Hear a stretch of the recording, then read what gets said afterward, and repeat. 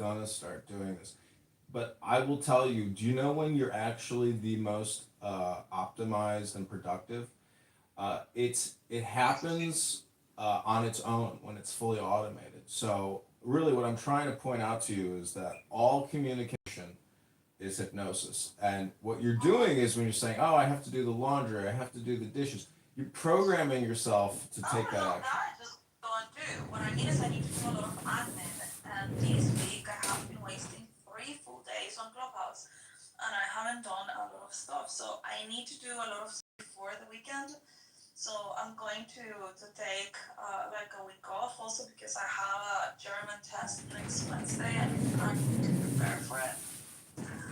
And All right, we have a lot of to people get coming ready. in. This is Candidate John, the fundraiser, hosted Yeah, by Peter, come on. Isa. She is our fundraising captain for the next 10 to 20 I am minutes. pinging them in. Click They're that not link coming in. above and donate 5, 10, 20, $50 right now to the campaign to elect Candidate John.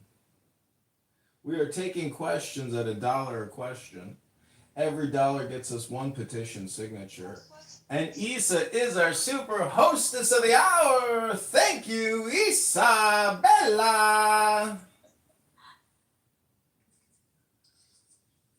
Anyway, does Chris ever come on stage? Yeah, but see, he's working. And this is me working as well. You, unfortunately, are actually not working, Isa. You're the only sucker in the room. But Yeah, that's I'm why gonna you're our go. hostess. Yeah, I'm gonna go to bed soon. It's already 8. I already had dinner, and I'm gonna go to bed early today. Well, you keep saying things that I'm gonna do. Don't just tell us what you're gonna do. Okay, Show us just what make it you're really gonna loud. do. You're like Annie in Okay. that other room. I think I'm gonna do this. I think I'm gonna do that. I think I'm gonna Alright, do well, I'm just this. gonna I think exit. I'm gonna do Goodbye. that. Okay, this has been the Candidate John Fundraiser. You can see how Issa doesn't can't even actually stick to the room titles. She's just a brain goo, harvested chillism type of brain rot sufferer, like the Bitcoin room people. All those people in that room also have the chillism mind virus of like giving up their independence to this neurally network group of low IQ retards who actually talk about nothing and waste all their time. That's life, ladies and gentlemen. Without a purpose, you're kind of just like a gelatinous goo. But not John Kitover. We're fundraising so we can get more petition signatures, ladies and gentlemen. We actually have a pipeline. We have a pipeline. All right, thanks for coming here. Well, the room is not over. We're going to do a quick little meditation. Well, the show has to come to an end. Yes. It's because it's so amazing. But it goes on again and again. Every weekend, Uncle Steve, we're here. It's a thrill to be here for our public. And I'm looking forward that the show has to come to an end. Yes. I'm not like everybody else. I don't want to be like everybody else. I have something inside which is burning. And I look around and this is life and everything I see is not for me. I'm supposed to be something different. I have to be something different. I am not like everybody else. I don't want to be like everybody else. I have something inside which is burning.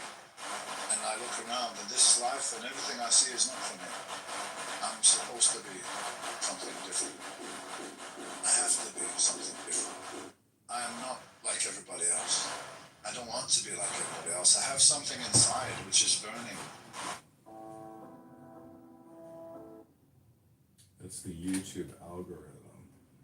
Well, his father, anyway, he's the one that turned him in, so clearly he believes in personal responsibility. And that's, I think, where we need to start is where is the personal responsibility rather than the finger pointing. And well, his father, anyway, just हमने माना कि जन्नत बहुत है हसी हमने माना कि जन्नत बहुत है हसी छोड़कर हम मदीना न जाए कहीं हमने माना. The truth is, you become unstoppable when you work on the things people can't take away from you. Things like your mindset, your character, and your personality. When you make those your priority,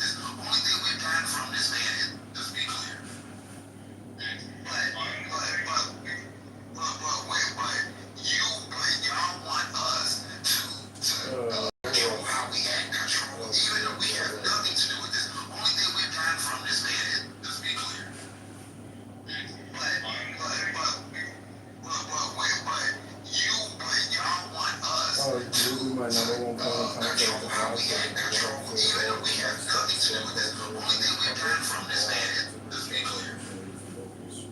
But y'all want us to control how we act, control, even though we have nothing to do with this. Only thing we've learned from this man is, let's be clear.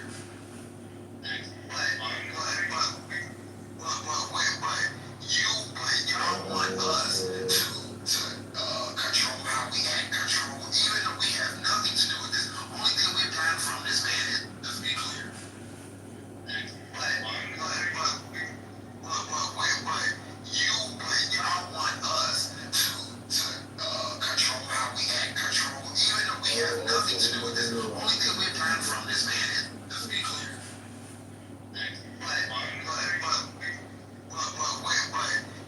But y'all want us to control how we act, control, even though we have nothing to do with this. Only thing we've learned from this man is, let's be clear. But y'all want us.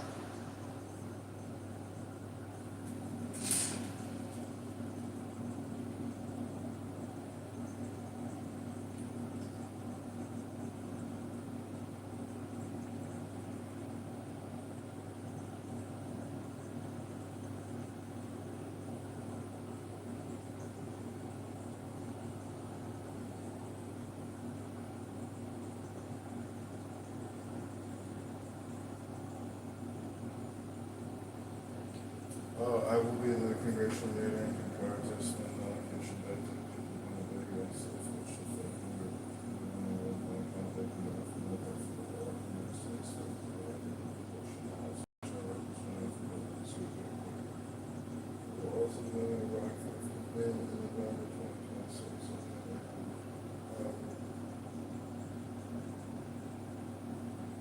please note.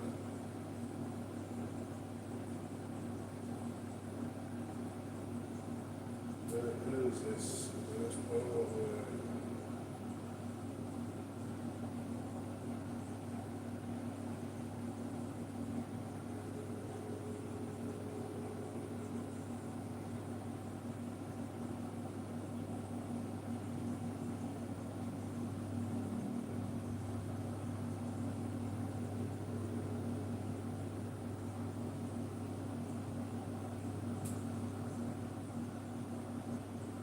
please take all my positive optimism.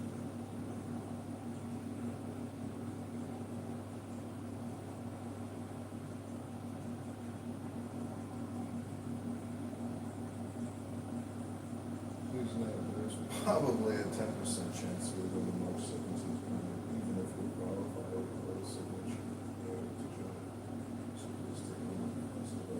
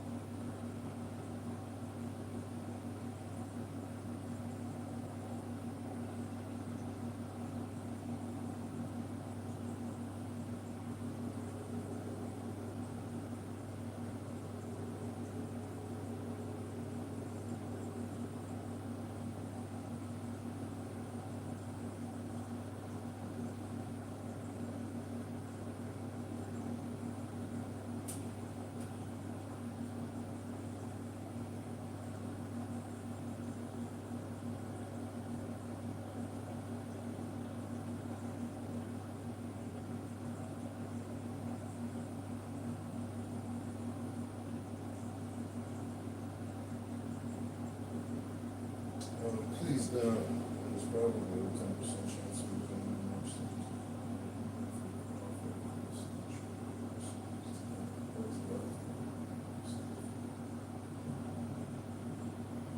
Under the congressional leader and can try to spend allocation back to the people of the playground, some fortune for them.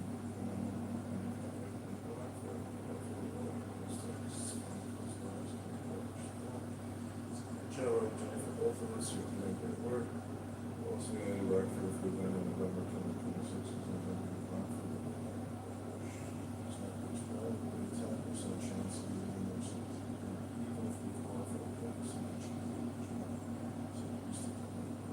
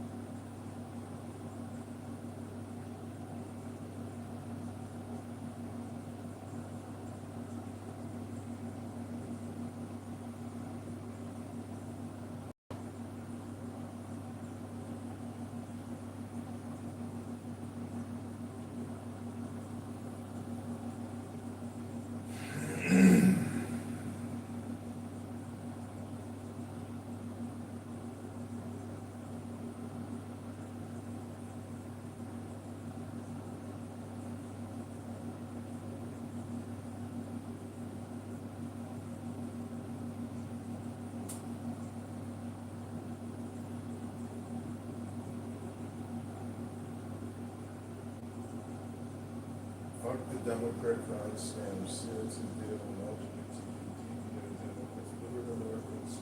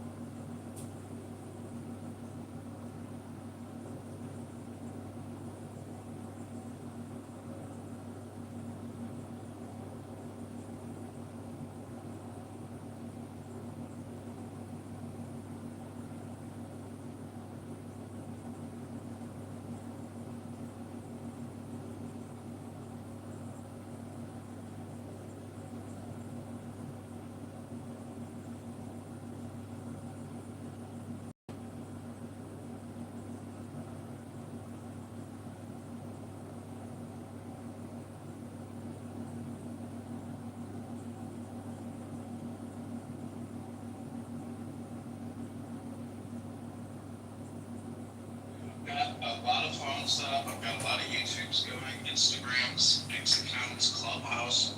I try to do a lot of communication for the campaign at home. I saw that. That's how you got on my radar. Was all social media. You're probably way better connected in that aspect than your opponent. Why don't you tell us a little bit about yourself? Sure. I live in Chicago, 42 years old, and I'm a graduate of the Citadel in Charleston, South Carolina, which is a military college. I was commissioned as a second lieutenant in the U.S. Army National Guard, served from 2002 to 2006. And then I've worked in digital marketing, media buying, It shows. advertising technology for about the past 20 years, 15 years, and I've worked in the government at the Treasury Department and the Department of Commerce, working in real estate operations, leasing, project management. And I launched this campaign to run for Congress a couple months ago. We've raised about $600, mostly through social audio, through an app called Clubhouse, which is similar to X Spaces. It's basically a Zoom conference call, essentially. It's all audio. And I'm trying to defeat Darren LaHood, who I view as being a negative Republican who's created $20 trillion in debt in 10 years. So I'm fighting. Yeah. No, go ahead. I'm saying I'm fighting for the people of the district in 16th district in Illinois, for the whole state of Illinois, and for MAGA and the Republicans all around the United States who believe that our government is borrowing and spending way too much money. We have to cut the spending. That's a pretty big order because Lee Hood's he's going to have the Illinois GOP behind him. He'll have some federal law stuff behind him. He's going to have money to spend. Right now, you're at about $600. What's your strategy to counteract that? It's by having conversations with you in open, frank, transparent manners. It's grassroots, and unfortunately, the algorithm doesn't favor me. It literally create as much content as you can, connect with as many people as you can, and really getting on the ground in Rockford and Peoria. The number one goal of this campaign right now is to get 1,000 signatures on our petitions. Sure. So I'm pretty confident over the next 3 weeks, on Fridays and Saturdays in Rockford and in Peoria, we'll be able to get the number of signatures to get on the ballot in March. Don't forget the manifestations in your district. Those are great places to harvest supporters from. Let's go back to LaHood real quick. You call him a rhino, which has become almost cliche at this point. Everyone's a rhino is running against someone else. When we look at him, though, his voting record isn't. You guys see eye to eye on some stuff. What is it you're not seeing eye to eye on with him that caused you to run here? Really, it was his COVID-19 response. If you do a cross comparison between open secrets and all the HR acts that he has voted on, it's not a 10% or an 80% correlation. It is a 100% correlation between all open secrets donors and all HR acts. So there's a 100% correlation between HR acts and lobbyists who are essentially paying him to vote for all these funding measures. And it started with the HEROES Act and the CARES Act. The amazing thing about Grok on X is you can use it to go through all the HR acts and identify by the largest acts and whether LaHood voted on it, and then who the Fortune 500 corporations are that receive the most amount of money through those acts. And there's a 100% correlation in open secrets with all his donors. He has over $12 million or over $10 million in his campaign account. And so in my opinion, he's running a skimming operation. And this is what a lot of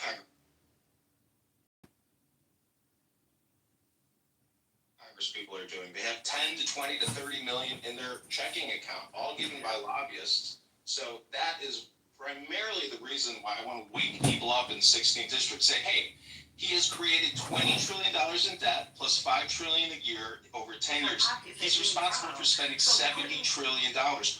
What have the people in Illinois 16 really gotten from LaHood for all those trillions of dollars? He likes to say it's all about jobs at Caterpillar, etc. So in my opinion, he's wasting the money. We have to stop borrowing and spending, and that's why I'm running against Darren LaHood in the 16th district. And in deference to your campaign, too, some of those jobs he talks about didn't really appear. You look at what happened with Stellantis. The only guy wanted to put a fraction of those jobs coming back. So it might be good to have someone holding his feet to the fire and stuff. It goes to show you that it is very difficult to create a successful business. I've launched many different businesses, and you can borrow from the taxpayers and create these businesses that go out of business, like Fisker and the electric buses that Pritzker gave us. Yeah. So it's super hard to create a business, and when a government creates a business by borrowing and taxing, that's not the bedrock or the cornerstone for building a good business. They're set up to fail. And it puts all the debt on future taxpayers. So it's that's not an unfair bargain. No. What did you do in the Army? You're in the Army National Guard, eh? What did you do there? I know you're an officer, so it's a little different. I'm not looking for. Sure. So I can tell you, I went to the Citadel, which is a prestigious military school in Charleston, South Carolina. And while I was there, 9/11 happened. So I joined the Army National Guard as in what they call the simultaneous membership program. So I started out as a PFC, then a specialist, then a sergeant in the infantry. And so I went to Fort Benning, Georgia, practiced warfighting for 4 months in the forests of Georgia, graduated college, got commissioned in intelligence, and I worked in translations, interrogations. Oh. The Army is Army work. That's digging trenches, fighting, and being in cities. I didn't deploy to Afghanistan or Iraq. I was all around the United States. And then I started working in digital communications. I think from a forensic accounting standpoint, let alone just AI and the queries that I have put into Grok. If you go to my X account, it's John Kitover, Illinois, that's IL. And I will retweet some of my best Grok queries trying to untangle congressional borrowing and spending, borrowing from the Federal Reserve, really looking at our ledger books, our balance statements, and saying, you know what, guys like Darren LaHood are kicking the can down the road over and over. 10 years now. So this is my background, but I'm really trying to stop the borrowing and the spending. I think it has to become a mantra with Republicans. I'm standing with Thomas Massey, Rand Paul, Ron Paul. I supported the Ron Paul campaign from California. I have a good picture with him. And I just believe that we are digging a hole. We have to stop digging this hole of debt and borrowing and spending from the Federal Reserve. We have to cut Medicare, Medicaid. We have to cut the NDAA. And I think we can preserve Social Security, but cutting the military-industrial complex and big pharma are the number 2 priorities of my campaign. So that means Lockheed Martin, Northrop Grumman, Boeing, Pfizer, Moderna, J&J, AstraZeneca, the hundreds of billions of dollars in tax credits that they got from the big, beautiful bill, $500 billion a year from taxpayers in tax credits. That is the primary focus of my campaign. You segued exactly where I want to go. I'm just going to ask you about the big, beautiful bill. That was a huge expansion of spending. So I think you pretty much told us where you stand on that. You weren't exactly pro big, beautiful bill then.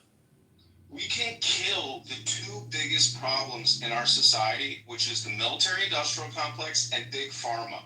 We have to cut the Medicare and Medicaid by probably $1 to $2 billion a year, and the National Defense Authorization Act by about $200 to $400 billion a year. We'll be able to start paying down the debt. We can lower taxes, and we can stop funding big pharma, which is poisoning us, and the military-industrial complex, which is taxing us and doing military policing around the world. And Darren LaHood has kicked the can and funded this for 10 years. He's been a congressman in the 16th district, and I think the acting district before redistricting. But he is a can kicker. I'm going to crush his can, and I'm going to recycle it for the American people and for the people in the state of Illinois. Let's talk about vaccinations. I'm not real clear on where you're on vaccinations as far as if it's just a COVID vaccine or if what you stand on other vaccines. Let me just start with COVID-19 and that vaccine response. The HEROES Act in March of 2020 was the first $1 trillion tranche or omnibus bill that Darren LaHood voted for. And that is the start of it. That's when Pfizer was able to print up 30 billion cocktails. A lot of these vaccines were manufactured in India because it was a patent and it was mass produced around the world. Yeah.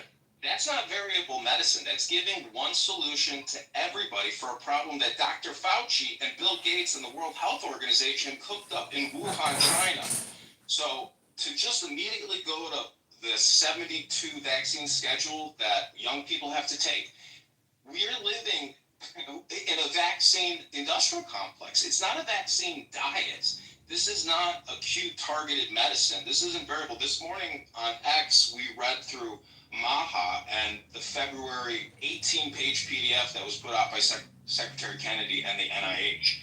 And I think right now, Big Pharma and Kennedy are still colliding.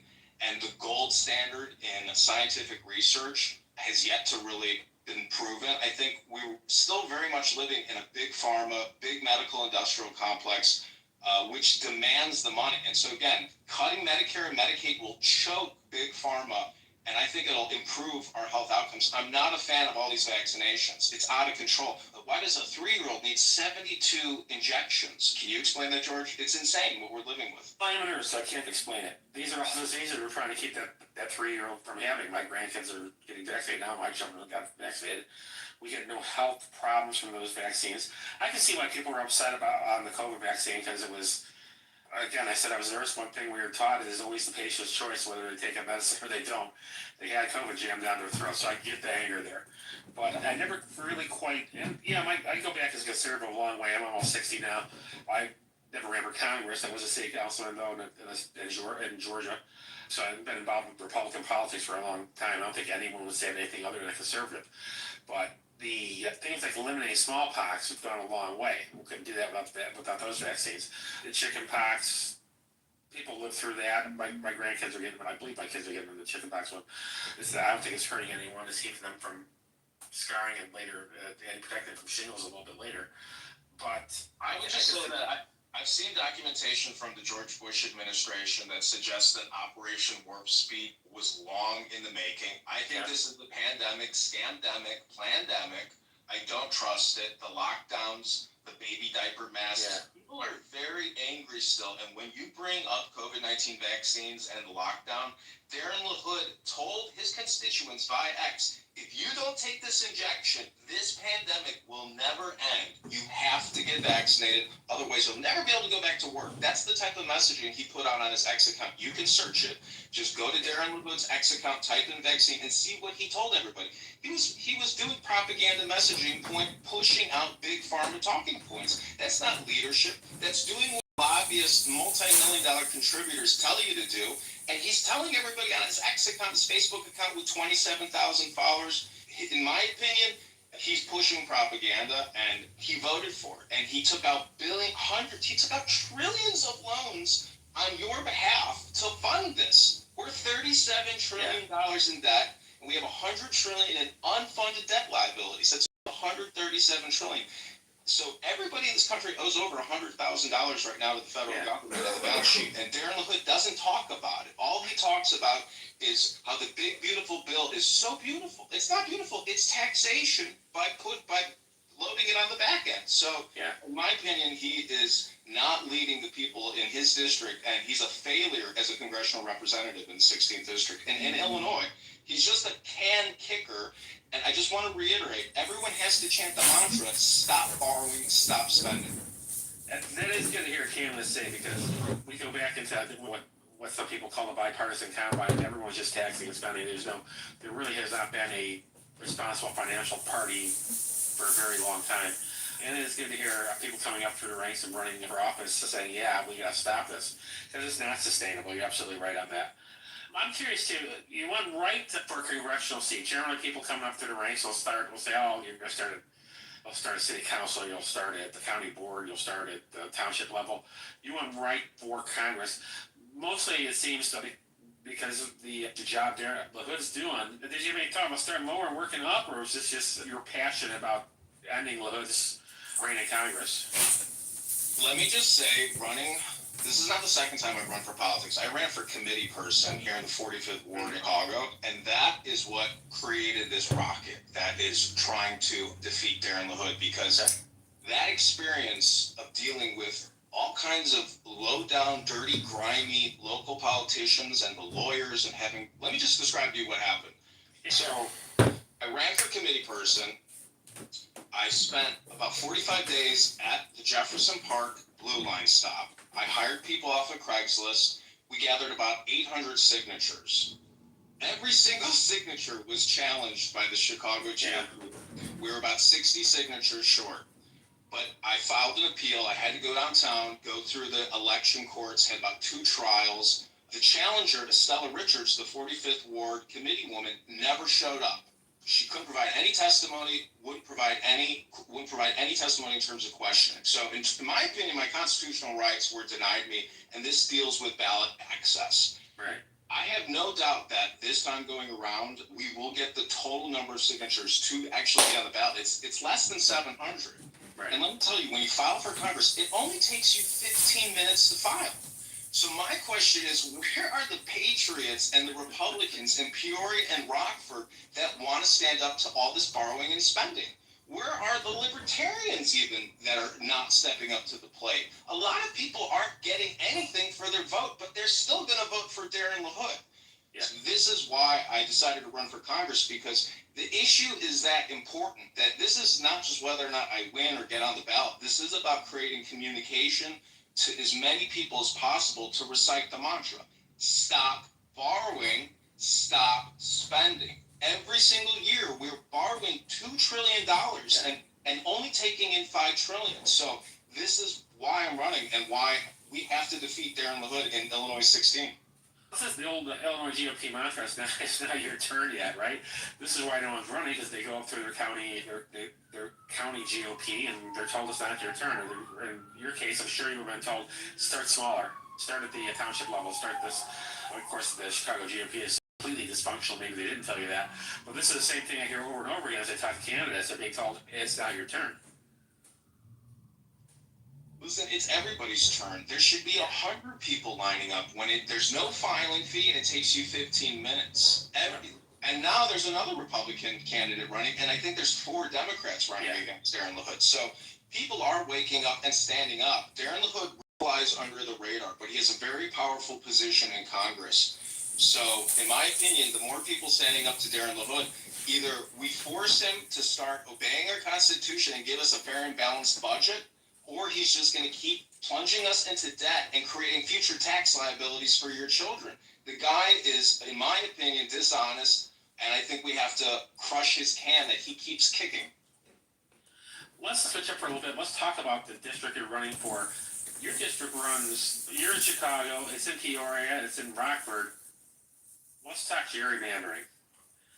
Where's our solution here? Right now, the Republicans, we're roughly half the state's electorate. We only have 3 congressional seats, one you're running for. What's your hope here? What's the answer here? As long as you're that outnumbered, how do we fix this? Let me tell you, before working at the Treasury Department doing facilities management, I worked at the Census Bureau downtown Chicago. So I was opening and closing census offices, and it's a lot of work to open a census office to gather that data. And that is the only agency in our Constitution. All these other agencies are not there. The census is the only one that should technically be funded. Most of these other agencies, I think we could eliminate a large percentage of them. These are the top towns in the 16th district, and these are the towns that are voting for Darren LaHood.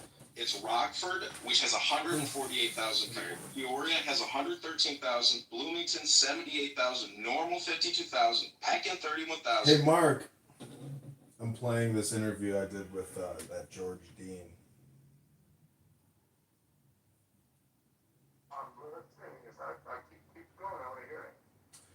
Yeah, sorry about that other room. You know, Clubhouse is a collection of special individuals, and you never know if one of them, got out of the psych ward or sitting in a bird cage with a bunch of birds.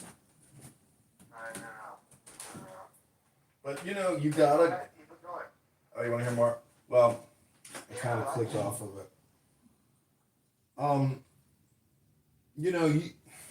I've done a lot of public speaking analysis, and I think you should do more analysis on what you're saying and how you say it.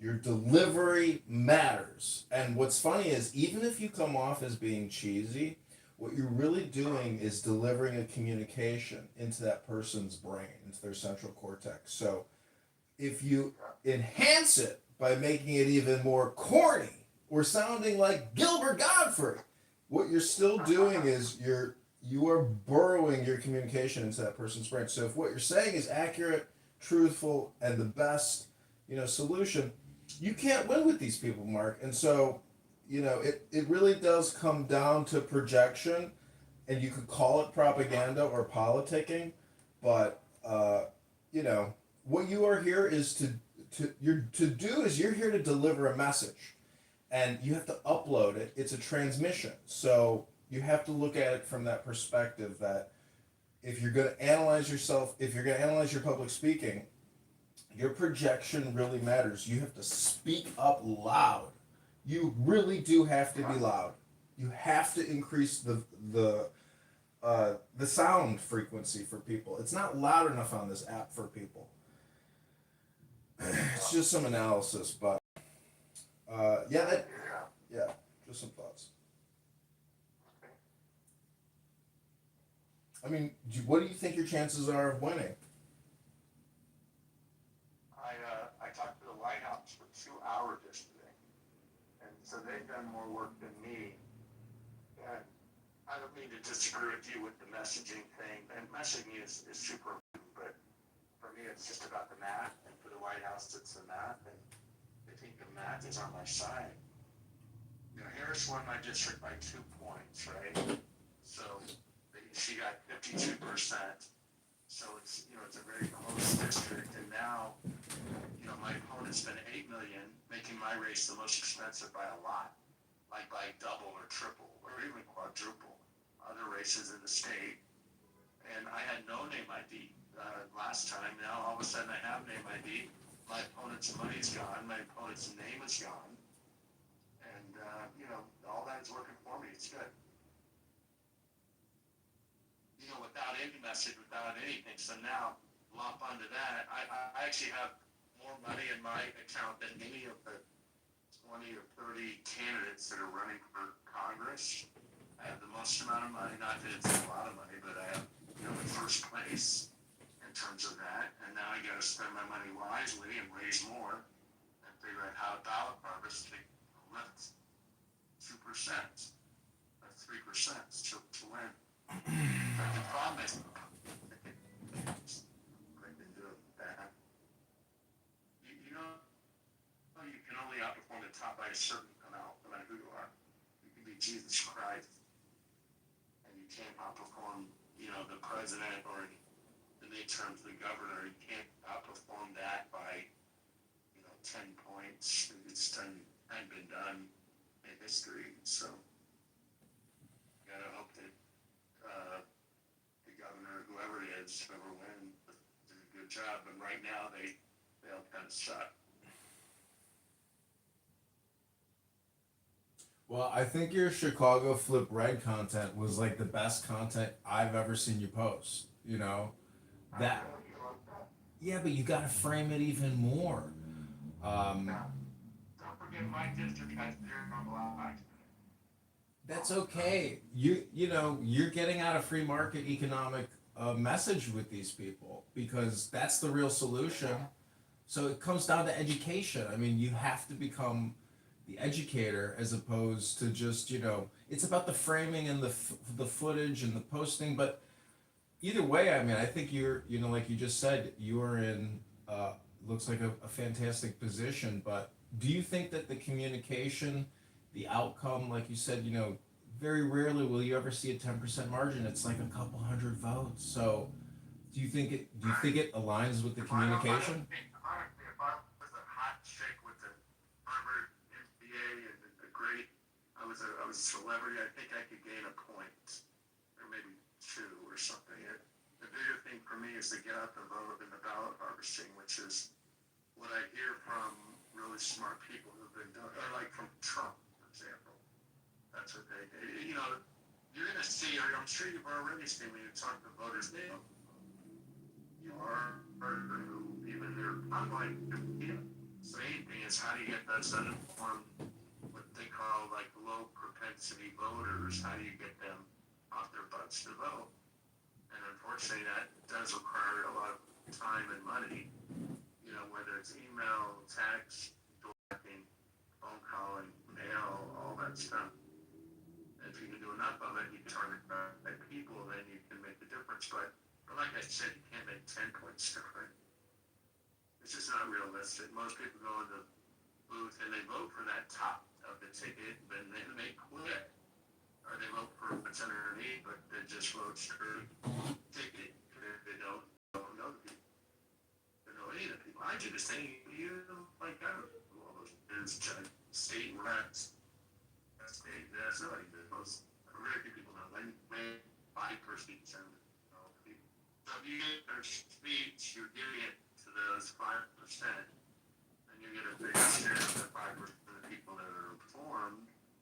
That's good. But the bigger thing is how do you get the 95% of people to vote for you? And so I'm pretty focused on that. Yeah, I mean, for me, just getting on that ballot, like, cause I've, going through the signature challenging before with committee person, I know that even if I can win and get on that March ballot, like, that's the big success for me, because if I can do that by November 1st, I mean, that gives me November, December, January, February, March, that's 6 months of online politicking. So the communication, or the 180 days, the next 180 days of your communication calendar, the more you can detail it out and publish it. And, use Grok, Mark. Ask Grok a question on your profile and say, hey, Grok. I do it all the time. Oh, you're doing it? Yeah, and I'm not a social media guy, a lot of things. But wait, but listen, how are you, like, I'm doing a deal on Saturday, but see, it's not your district, but I'm doing it, it's in Elgin, and if it works out right, I'll get 500 really good signatures in about 3 or 4 hours. It's the CRO has a way of doing it, which is really actually pretty genius. Like I have to provide 4 volunteers plus me, so there's 5 left, right? But so does like 10 other people, so there'll be 50 volunteers or 50 solicitors, and they'll give each one of us just one sheet, with 10 slots, right? So we each have to go get 10 people, and they give us all the data in just one street or 2 streets, so that they're next to each other, and it's only the hard R's that vote in primaries. So these are friendly people, and you go out and you get your 10 signatures, but you get sent 10 signatures for 10 different candidates. So you've got like 10 clipboards, or one clipboard with 10 sheets of paper on it, and you just have them sign it. By the way, they don't fill out their address or any of that bullshit. They just their signature, and then you take those 10 signatures back times 10 candidates, and you fill in the address and all that. And now what you've done is you've collected 10 for each candidate, but there's about 50 people, so it's 500. Pretty cool, isn't it? Yeah. Sort of like a hack, to getting signatures. Yeah, I have some people that signed for me that just signed, and at the time I wasn't even looking to see, if they properly filled it out. I've these petition signatures, people got no idea just how, challenging it is, because, but there's a strategy, and, really, the more people you have, agents who can go out there and organize, like I have this person in Rockford, she's gotten over 300 signatures in 1 week. Oh, that's good. That's a dream. That's a good one. I know, she's the thing is, a lot of it is geographic. These are volunteer. I'm paying her, the campaign's paying her. Oh, that's good. That's a good one. Yeah, she's fantastic. Just gonna make sure you're not breaking them or that sort of thing, 100% no, and so that's the thing, is it's a big long shot, and when the challenges come through, and we're gonna find out what the proof in the pudding is. If I get defrauded with petition circulators and I don't get on that ballot, I still won't be defeated, because I've hopefully been trying to draw attention on the platforms about the fiscal crisis, about the economic crisis. So anyways, I'm happy that Chairman Powell lowered the rates, but do you think they should lower them even more? I mean, why don't we go back to 2.1%? You think that'll just ignite inflation? Yeah. I mean, you worked in finance. You were an asset manager. I mean, what's wrong with a lower interest rate? I think the pressure is on. He's going to keep lowering it until the economy picks up, or Trump's going to do whatever he can to get rid of them. So it's going to come down, but he's going to fight it all the way down. I mean, quarter point, what is that? It's nothing. Well, anyways, when are you going to Elgin? That's Saturday, but if you can somehow organize something like that, it costs nothing, zero. there's anybody out there in Rockford or whatever area, that would organize something like that. But if you could just organize one event like that where you get other candidates involved, you could get all the signatures you need. And they're good because you have the data, like their address, they're registered to vote, they're Republican, they're not going to spit on you. It's really the way to do it. Yeah, it's tough. I really tried to convert these two liberal, hardcore Democrats with piercings and tattoos to sign my petition. Oh, don't bother with that. Just get those people. They asked me, why wouldn't you vote for Kamala Harris? And Tim Walz, I was like, to me, the two of them as our leaders, there was definitely things off about them that would make them, in my opinion, ineffective and dishonest and potentially horrific leaders. They would not sign my petition, and we were so cordial and had such a long conversation, could not get them, no matter how hard I tried. Yeah, but I don't know why you're doing that. Like, I'll get 10 signatures in the time that I would waste talking to a Democrat. Or even if the Democrat signs, it's like, it's a matter of return on investment. You're investing your time, and you've got to figure ways to get the most signatures in the least amount of time. And having to talk to people, it's okay. Even, I'm going to ask you lots of questions. So here's my phone number. Call me, but right now I have to go get a bunch of signatures. Would you like to sign? No? You got to think about it? No problem. Call me later. Happy to talk to you about it and move on. Yeah, I signed a Democrat's petition, who's my senator here in this district, and I only signed because she personally knocked on my front door. I said, how can I not sign? You're doing the effort, you're walking the streets. I was like, and it's dangerous knocking on people's doors. I'm like, God bless you, give it to me. I'll sign it for you. But then she wanted me to sign more petitions for her friends. I was like, no. You did the work, you get the vote. You get the signature. I'm not voting for her, but... Qualify your signature, right? You know about that, right? What do you mean? You can't, hopefully you won't get caught, it won't matter, but you can't, we can get signatures, but not from anybody that signed a Democrat petition. They sign a Democrat petition, and you get challenged, they'll disqualify that signature. It's hardly worth, mentioning to people, because if it gets disqualified, it does. It's like too much information, but I'm just telling you, if you didn't know, you can sign one party or the other, you can't do both. Yeah, well, I have no doubt that if we even meet the threshold and we do get the number of signatures we need, which... Wait, what do you need, John? What do you need? 700. Okay, that's about what I need. And have you tried a train station in the morning yet? No, not yet, personally, no. Do you have any train stations that would be lots of people commuting? Yeah, I've been doing research on the maps and trying to find the best places.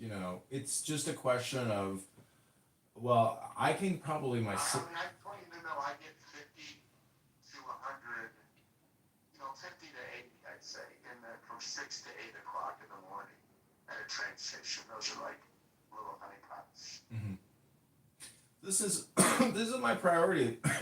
People who are getting me signatures, I got them from Craigslist, and so I do need to repost in the top cities, and that I think can get me a couple hundred more. And then personally, I think I can physically get 300 myself. So I think I'm gonna be right on that threshold. It would be nice to have another 400 to get to that 1,000 mark. Try not to turn in 7. If you turn in less than 1,000, he's gonna challenge you for sure. He's gonna challenge regardless. Every signature will get... I sat through this bullshit. They will have somebody there challenge every single fucking signature just to make you sit there for 6 hours. I'm just saying, I know what my priorities and my to-do list is today. I've already analyzed my thoughts. I know how I think I can do it, but your help could push me over that that threshold and make getting the March 17th ballot an actual reality. Where's the closest to Chicago part of your district? Rockford is what can win this for me. There's 150,000 people there. It's the North versus the South. Rockford versus Peoria. And the North is pissed. There's a lot of crime in Rockford. My campaign circulator, who's getting the most things, she won't even go to parts of the town. It's too dangerous. Who's my Rockford guy? Have you ever talked to these Rockford like politicians? Yeah, Max ran one of them off the conference call. He pissed him off so bad. Oh no, who was it? He was the guy who reached out to me that wanted to help me, and Max chased him off. Why Max chase him off? What was that about? It was just Max being Max, and it pissed the guy off, and he went bananas. But Max wouldn't relent. You know, Max wasn't wrong. The guy's a whack job, but he still wanted to help me. Yeah, that's sad. I'm sorry about that. No, it's meant to be. Listen, I have people who have wanted to, help the campaign, and then maybe they look at my profile stuff and they're like, I can't do this, and they end up not reciprocating or recommunicating. So I have been using Clubhouse to onboard people, and in my opinion, it's working. It's a team building experience.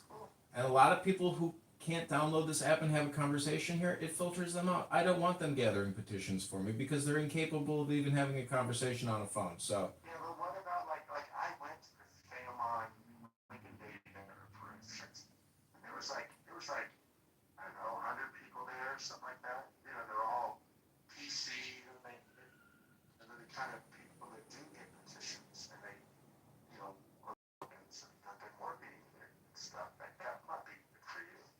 listen, I can take Mark, my experience is take it straight to the people. I don't need to go through Republican channels to get these signatures, and I know what they're gonna do and waste my time and blah blah blah. They're not gonna help me or give me a time, not gonna give me their time, not gonna give me their money, not gonna give me their click. You know what it's like, Mark. You take it straight to the people and you get the signatures. That's it. Let me tell you what it's like, okay? The Bloomingdale GOP, I'm actually going there this afternoon. They're giving me 350 really good signatures, all notarized, all ready to go. And so far, Schaumburg GOP has like 230. Wow. She just texted me yesterday. But he'll have more. Like, that's what he has so far. And that's from their group. Like, one by one, they go out and they knock on doors, and then they have some in their office that people come in and say, so that's 500 for me. And those are good signatures too. Like, those are high quality. Because those are people going in the district to doors of people that they know. So they all stop, believe me. I'm like Matt.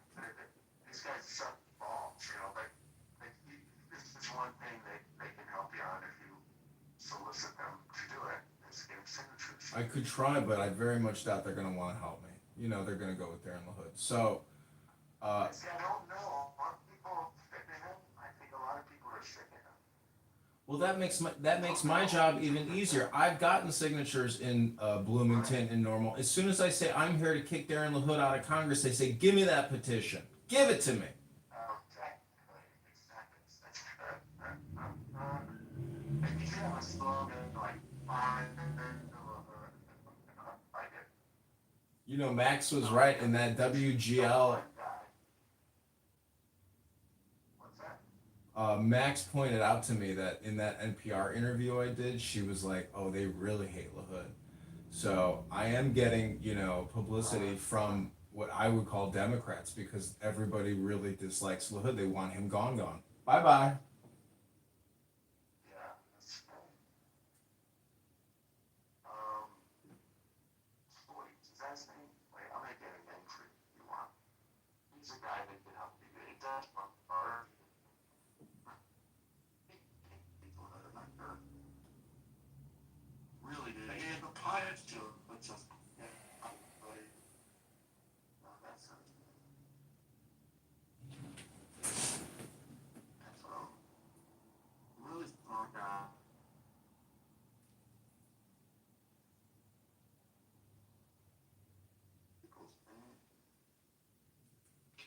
He lives just west of, he lives west of Rockford, but that's good for you, right? That's part of your district, right? If he's west of Rockford? Yeah, it goes west. So wait, you have O'Hare? No, could be the 17th. Could be the 17th. So wait, you have O'Hare in your district, right? Yeah, that's, So does that include Edison Park? no, just It gets you the pavilions. Yeah, the pavilions, but nobody speaks English in here. Well, that's okay, you know. Just put out some Indian candy and they'll sign your petition. I mean, I worked it. I even had a meet and greet in the pavilion, like, they have like a conference room. I mean, I've spent time there. It's just so few people speak English. But the polls and that they know I'm Republican, they're all excited. And by the way, I won Harwood Heights. Last time. I mean, it's a good spot.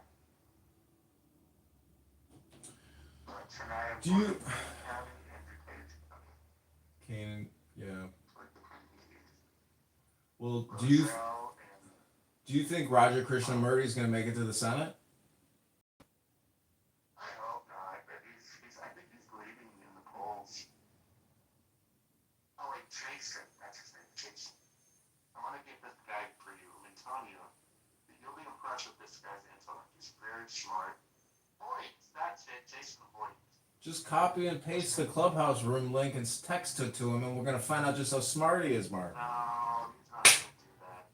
Then he's not so smart. He's going to waste our time. That's what I say. If you can't come on Clubhouse and have a conversation, then the truth is you're going to waste our time. Well, it doesn't matter. You copy and paste the link. It says right there, download the app and say, hey, I'm having a conference call. Join us. That's it. And it qualifies them. If they're not going to do that, they're just fucking scraping bubble gum off your shoe. I'm giving his name, I'm telling you. He's the kind of guy that you get to do all the signatures you need if I'm on your side. Mark, I'm paying $1.50 a signature. It's not going to be worth this guy's time. And we're getting the signatures at $1.50 supposedly. It's not a money thing. This guy has money. He'll give you money if you like. Oh, I see. Jason Boyd, he has a podcast. I've been on it before. I think he's written a book or two. He's all involved in your area. It's in your area. Oh, well, then I would love to talk to him, but, you know. And he thinks the GOP's a joke, or he knows the GOP. You mean Aaron Del Mar's not a good leader? He knows. This guy's like one of us. He knows. And so maybe he doesn't even know you or know that you're running. But by the way, maybe I can tell you, where does he live? Does that have his address? Jason Boyd. That's what I'm saying. Just text him the Clubhouse link if you got his telephone number. No, I just sent it to you. Here it's called Liberty Restoration Publishing. I'm telling you, you really like this guy. He's very smart. Jason Hoyt. Former Republican. But wait, I was going to tell you that. Let's just call him. Let's just call him. Okay, call him right now.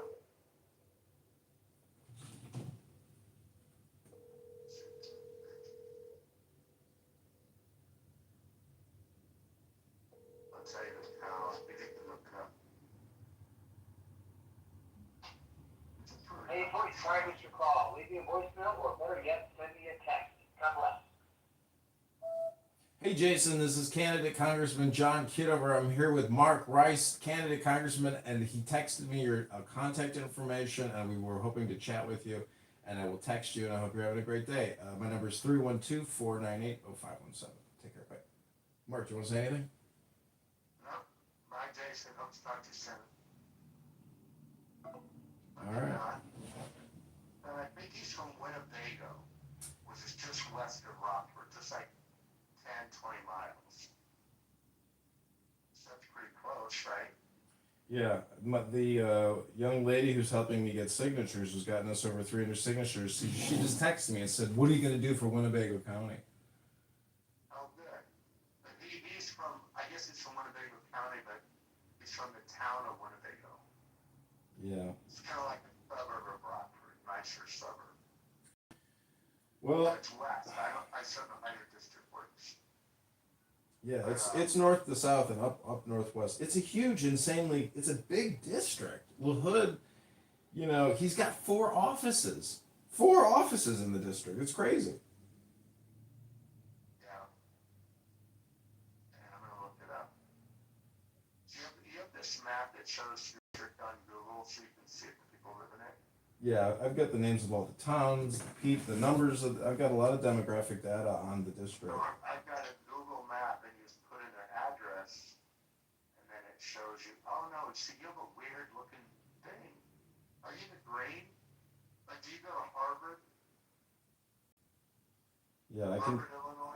I can text you. Actually, if you go to johnforcongress.com, you can actually see every Oh, town. wait, I got it. No, I got it. I got it. You're right. You're the 16th, Yeah, 16th district. right? 16, yeah.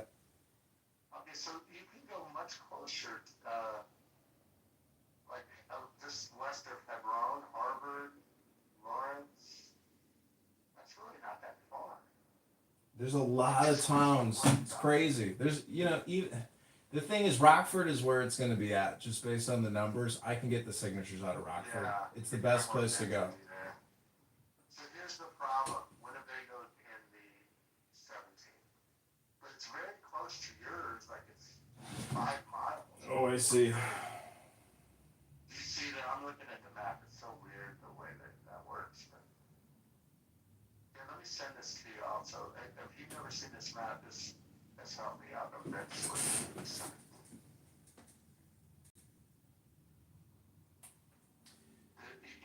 It shows it's Google, and so it's a great map, but also you can put in their address and it'll show you right where they are and which district they're in. Nobody ever knows. And for me, I'd say 95% of people don't know they live there. At least in my district, have no idea, no clue. Kitover, here you are. Yeah, you'll like this if you don't have this. This is good. So when you're getting 60, you can show people which district they live in if they care. No, I care. I'm correcting the young lady who's getting me questions right, who is getting me petitions right now because I didn't look close enough, at Winnebago where it was, and people can ask you questions about counties.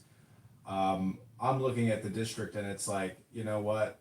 Don't ask me about this county, and if it's in the district or not. I mean, I can show you on my website, johnforcongress.com. So it's like, I had this really beautiful lawyer in my presence one time, and she said, I feel like the problem is people ask questions. And so what I'm just trying to say is, Mark, I wish you luck. I hope you get all the signatures. I'm sure you will. And based on your standing and your presence, I think you're going to win it this time around. And So I got 1,500 already. I'm not going back. I don't want to even 1,000. It's super super safe, yeah. I know. Because you can kiss half of them goodbye. It's like an 83%. Well, I mean, I'm saying based on the way I generate the signatures, not the way that you're generating the signatures. No. I have, like on Saturday, we're taking the voter data list and we're generating walk lists. And we're going to their houses.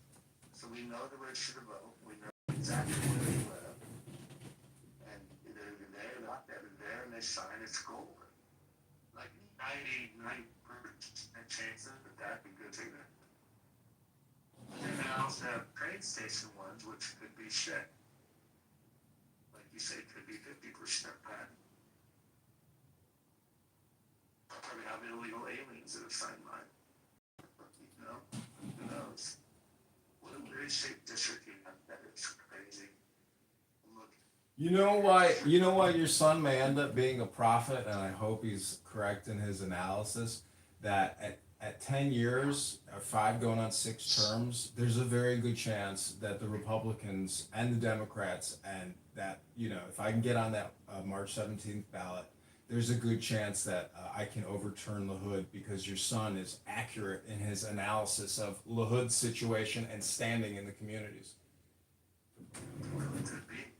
That the only people that bother to even vote are people that hate them, and they'll vote for you. Exactly. In fact, that Democrat in Bloomington told me she changed sides just so she could get rid of somebody she doesn't like on the opposing party. I couldn't believe it. I was like, that's very Machiavellian or chameleon, but I respect it. And people are strategic with their vote. Republican for the, I mean, first off, it's going to be very low turnout, like 10-20%. So it doesn't take much, in the primary. And then the only people that are going to vote, the Democrats, what are they voting for? Pretty sure that's it. They don't need to vote. So the Republicans are going to have three sort of viable governor candidates. So that'll drive some turnout for you. And then as an aside, that I go, who's my congressman? Oh, look, fuck him, and they'll vote for you. I mean, that's the hope. Mark, are you running? Eight? Eighth district. Where does that cover? It's like O'Hare West, the suburbs. Okay. That'd be out of my range a little bit. Where are you? I'm on the west side. Where? West side of Chicago? Yeah, Chicago. Yeah, I started like in the northwest side, I guess. Like Harwood Heights over there. Rosemont is me. Okay, yeah, I'm closer to like West Town. Oh, okay, yeah. Yeah. Yep, that's where I live and work. So, You live in West Town? not west. I live in Gold Coast, but my office is in Chicago and the river. Okay. Okay, I know that area. The Gold Coast is beautiful. Yeah, nice. Right next door to Pritzker, and yesterday we had a suicide right next door to his house. And it Oh my God. didn't make the news or anything. A guy shot himself. That's horrible. Sketchy. I know. There's blood everywhere. What did they let you in the crime scene, or was it in his home? Yeah, well, now it's clean now, but they roped it off and everything yesterday. My daughter was in that and had. So she got pictures. I was on Chicago Ave at Mariano's on, what day was this? Sunday. And I'm walking out of Mariano's and I'm going across the street to one of my buddy's stores. And I hear a loud bang. Some guy let off his gun. And right in front of Mariano's was two Chicago police, there's a Chicago police car. But the two officers were inside Mariano's. They didn't hear anything. The guy who shot the gun accidentally misfired it, freaked out, and threw it into his car. And no one even knew except the people who saw it. He just walked away. It was shocking. That's funny. Yeah, I'm where the bridge is over the river on Chicago Avenue.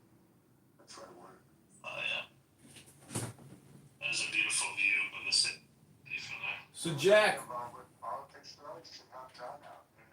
no, I don't want this Free Palestine radical anywhere near me. Jack, what do you think about the IDF taking out Gaza's radio and internet? That's a miracle, isn't it? Great work, IDF. I was heavily involved in politics in California before I moved to Chicago, actually.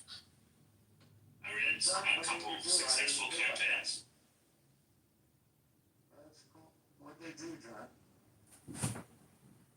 They took out their internet. They took out their cellular.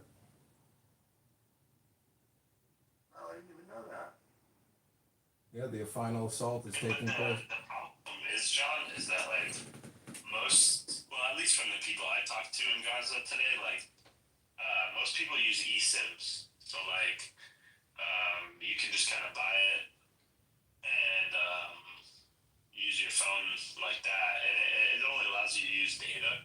But with iPhones and you can make calls over Wi-Fi, so it's not too much of a problem. Obviously, it's not convenient, but not like the end of the world. I mean, especially when the Wi-Fi is probably the least of your concerns at that point if you're looking for food and stuff. Yeah, end of the world for those people, the terrorists. And you're just a terrorist promoter and a terrorist supporter, Jack. Right, no one's talking about destroying people's cell service. I haven't supported any bombings or anything. I think you're the only one doing that. John, I was saying my first cousin Elad, he lives in Concepcion, and he's in the IDF, and he's in units today in tunnels. He's part of the crew that's like cementing and welding shut the tunnels before they put the cement and water that's in there. Yeah, I heard the Houthis actually hit a hotel in Eliat today. And they lie, really? In a lot, yeah, like what? I think it's like a resort area, isn't it? It's it's Miami Beach of Israel. Yeah, they hit like the front, the entrance of the hotel. Don't anybody? I don't believe so. I haven't. I can check actually, but I don't think that they did. But I'll check. Yeah, I'll post a link though. I got certified to scuba dive. My PADI license in a lot. It's really pretty.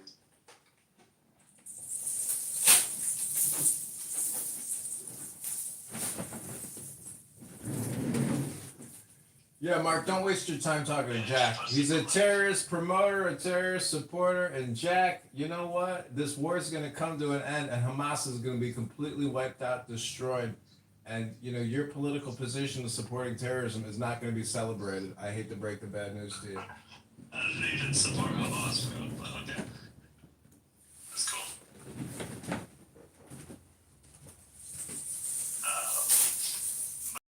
Back to your campaign, John. Did you ever win the lawsuit and get your name on the ballot, or is that still a struggle? Well, lawsuit. Well, because he didn't get enough signatures to get his name on the ballot. No, it's not due for month and a half. Then what were you talking about, John? You had told me that. No, I was talking about when I ran for committee person. I may get to it, but it's not a month and a half.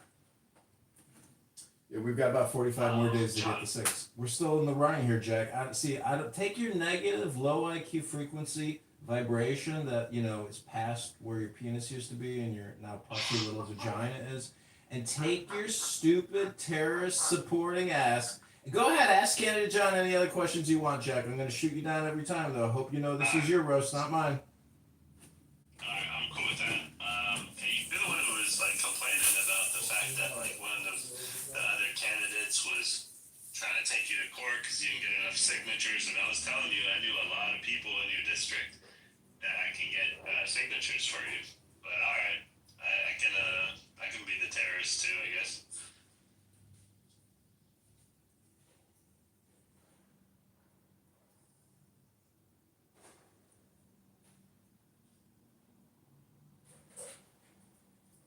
Who are you running against? Actually, I'll just Google it.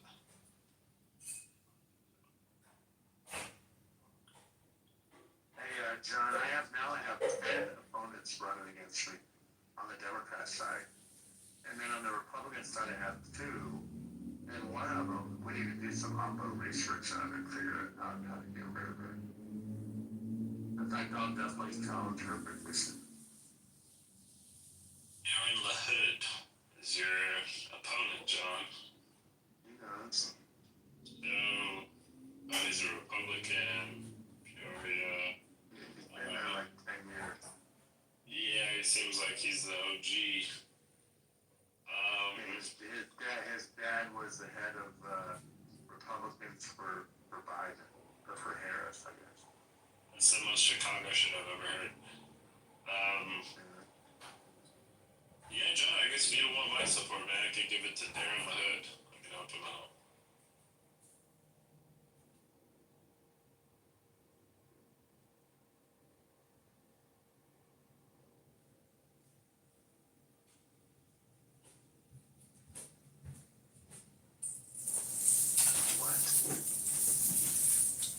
You know, Jack, what's interesting, Mark, what's interesting is that politics is a lot like the real estate business.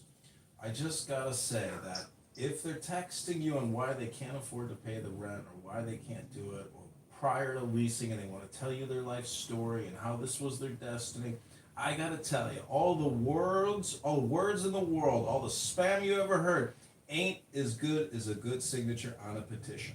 So Jack, take your terrorist promoting, supporting ass and go lick your fucking heels. Go clean your fucking shoes with your tongue, you terrorist supporting piece of shit. You're triggered. Go clean your.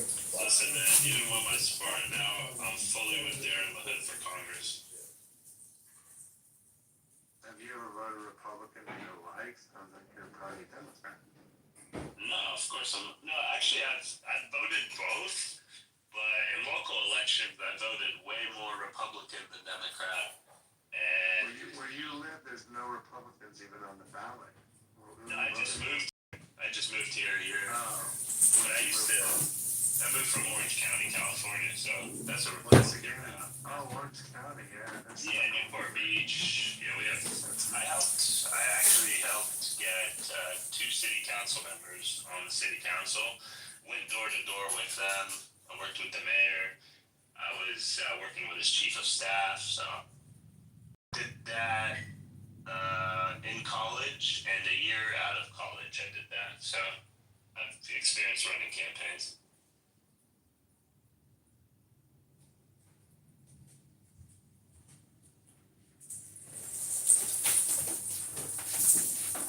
So what you're saying is you know how to promote terrorism, promote chaos, promote anarchy, promote political subversion. You're nothing but a little traitor, Jack. You're nothing but a terrorist promoter and a terrorist supporter. You're a propagandist and a low IQ one at that. I hope you know this ain't my roast, Jack. This is yours. You stepped into my barbecue party for you. Welcome to the show. The campaign to elect candidate Congressman John Kitover to the 16th District, starring Mark and our terrorist-free Palestine piece of shit Chicagoan Jack, you little cocksucker. I hopefully wouldn't vote for you because you're poor, to be honest. Like, you just got nothing to show for yourself after, I don't know how many years you've been alive. But I hope good success for you at some point. Hopefully you win the IRS lawsuit and don't get your house foreclosed again. I was going to say most of that was projection until you got very specific there at the end. You're not wrong about that. But, you know, all communication is projection. So, congratulations, Jack. I know you don't have shit going for yourself and you don't have shit in your life, and thus you projected a little bit onto me, but you weren't totally wrong. No, I'm not in that, so that's cool. Now, do you want me to promote that Charlie endorsed me and all that? I have that video of him endorsing me.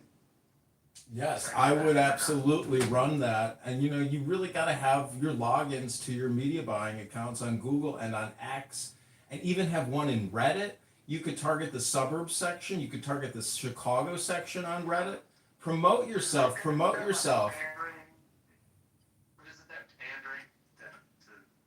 No, everyone is Charlie Kirk. Haven't you seen Spartacus? I'm Spartacus! You know what? I'm Spartacus!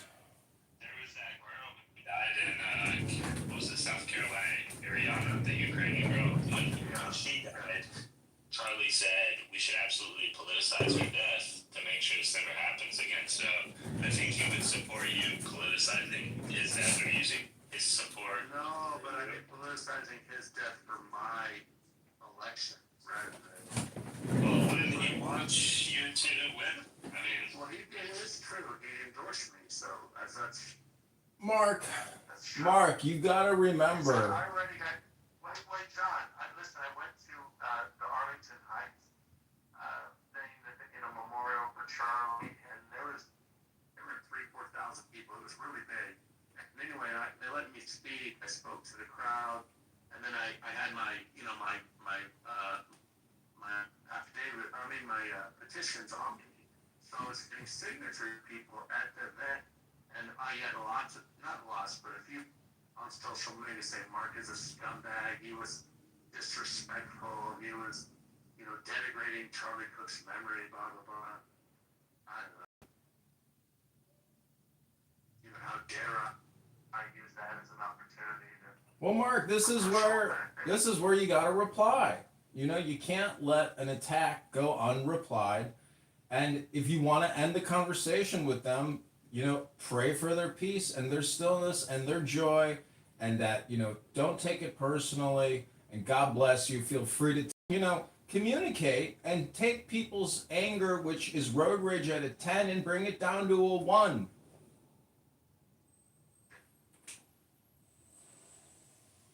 Yeah, that's what I'm trying to do. I'm finding because my race is more, you know, it's in play, let's say, and people are paying attention. I get criticized no matter what I do, you know. Well, there's a saying, you're damned if you do, you're damned if you don't. You're criticized if you speak, you're criticized if you remain silent, you're criticized if you have, you know, you're always, it's art. And everyone's a critic. And part of the art of politics is being able to transform the critic's opinions in your reply. You've got to reply with positivity. Yeah.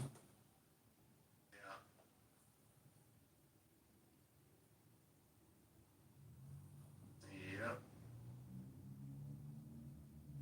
But, you know, let's do a fundraiser for you here on this app. You have a Jewish community here that supports you. And you have people on this app like Jack down here who want to attack you. So you've got the perfect pot stick here to stir that pot for your campaign. I will host. I will help. But you have to show up. You can do it every morning at 8 a.m. for you. You can do it. This is a great play. Look how many followers you have, Mark.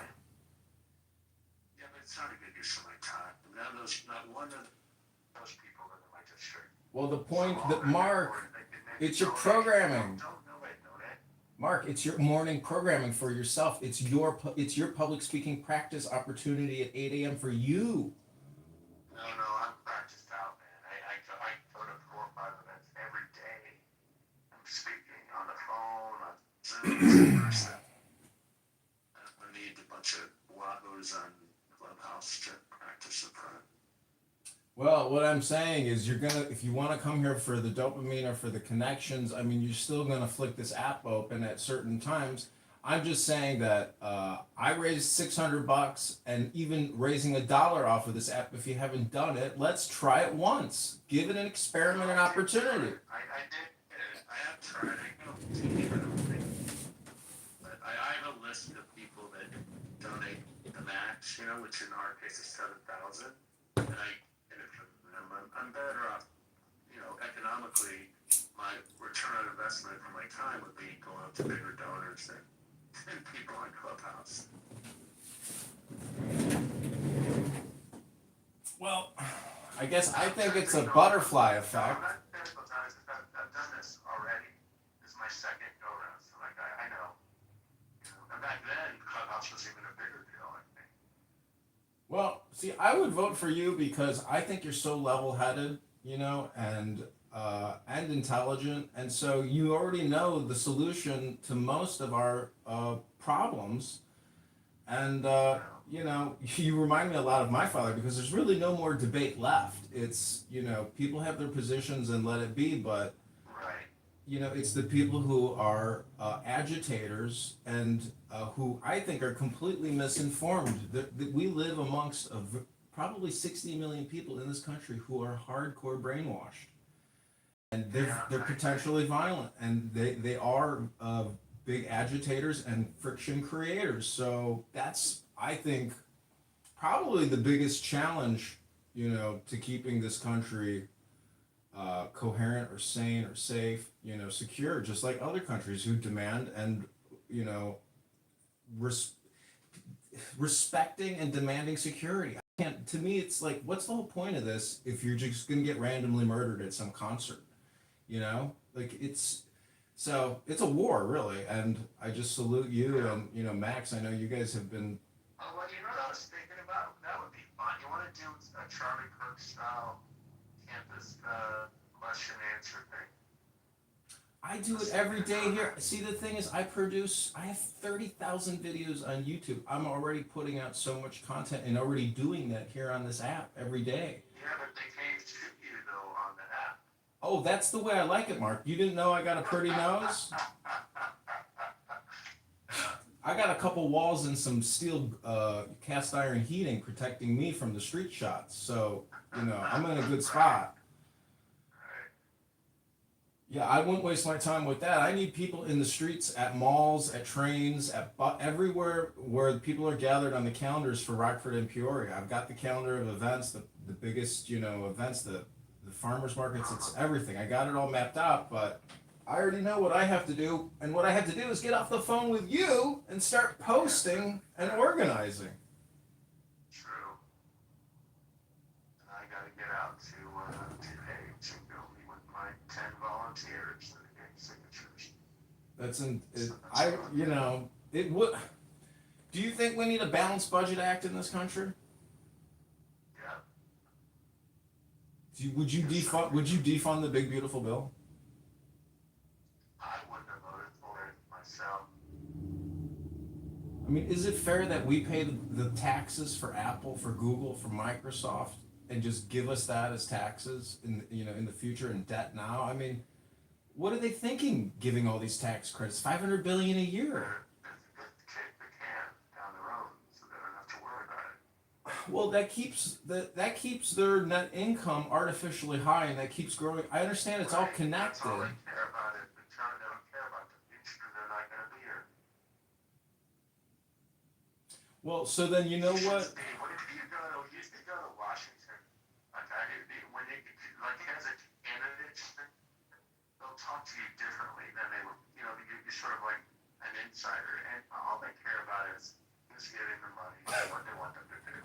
I get it. I mean, That's all they care about. the whole thing is though. It's so corrupt. It's ridiculous.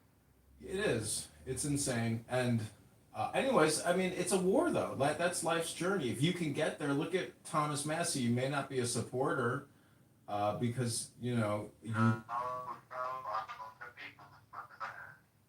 I, I don't like Ron Negro, but he and Tom Master may be the only two reps that I have any respect for. I agree. Yeah. So. They're not the only that are doing it. Yeah, I agree. And they see the thing is they're going to keep winning because they're authentic, transparent, and they know their community, and their community respects him, and he respects them. He gives them his best effort, and the truth is, this is the situation we're in. I'm just saying that,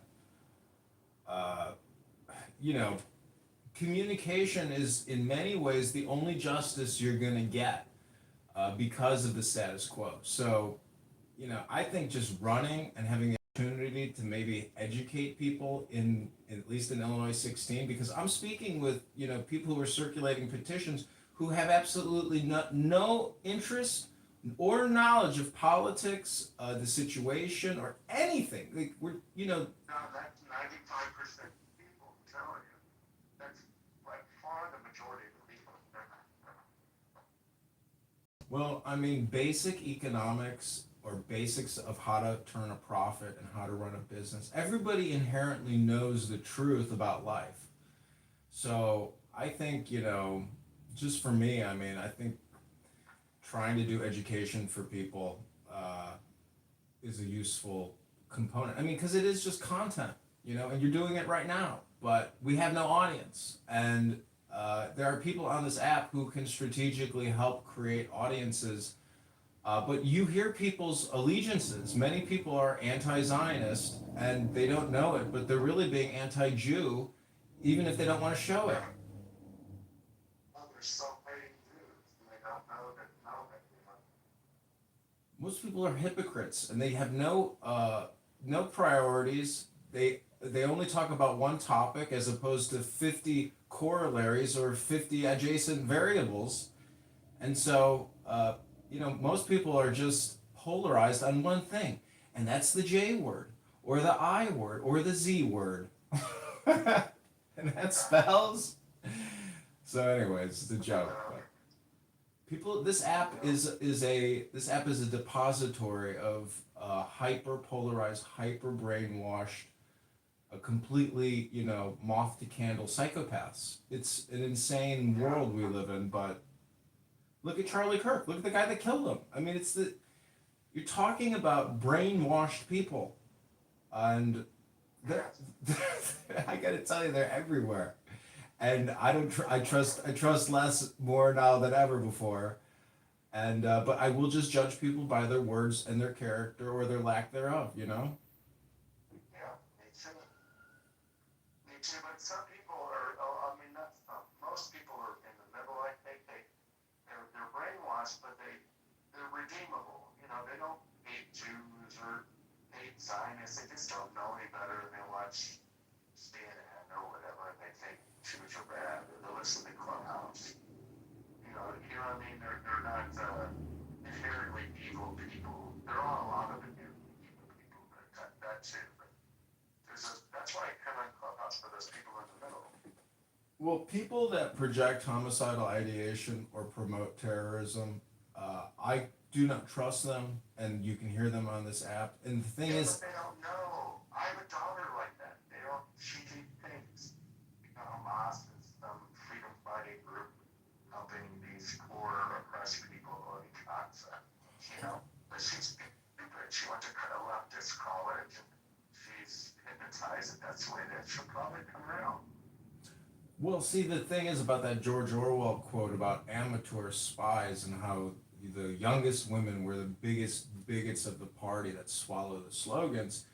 Never underestimate the fierceness of a lioness in the right situation. But what I'm saying is, your daughter's not an IDF soldier with that perspective and that training and that experience to mold her tunnel reality. So, how do you get somebody back into a different reality? It can't be done, Mark. People are conditioned. You can't decondition. I take my daughter. I take my daughter to Israel, and she sees it with her own eyes. Well, that's one way. Yeah. One at a time. That's an expensive way. That's an expensive thing. Right. You know what? I talked to Yael yesterday. I haven't been on Clubhouse in 6 months, really. Remember, I hopped on for a couple days.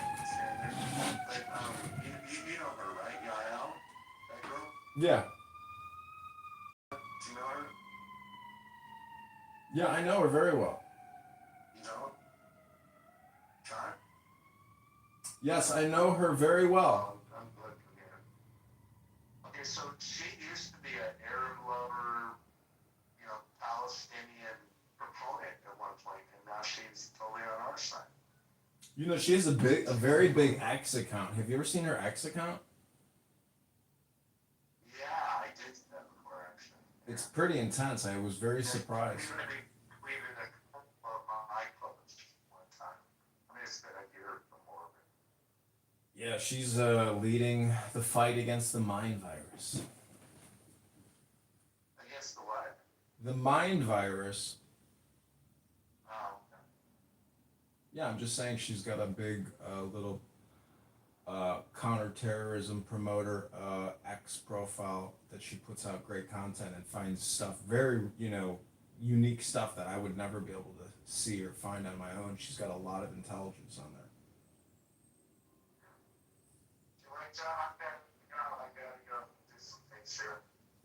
Okay, take care. Have a great afternoon. Okay, bye. Okay, take care. Bye.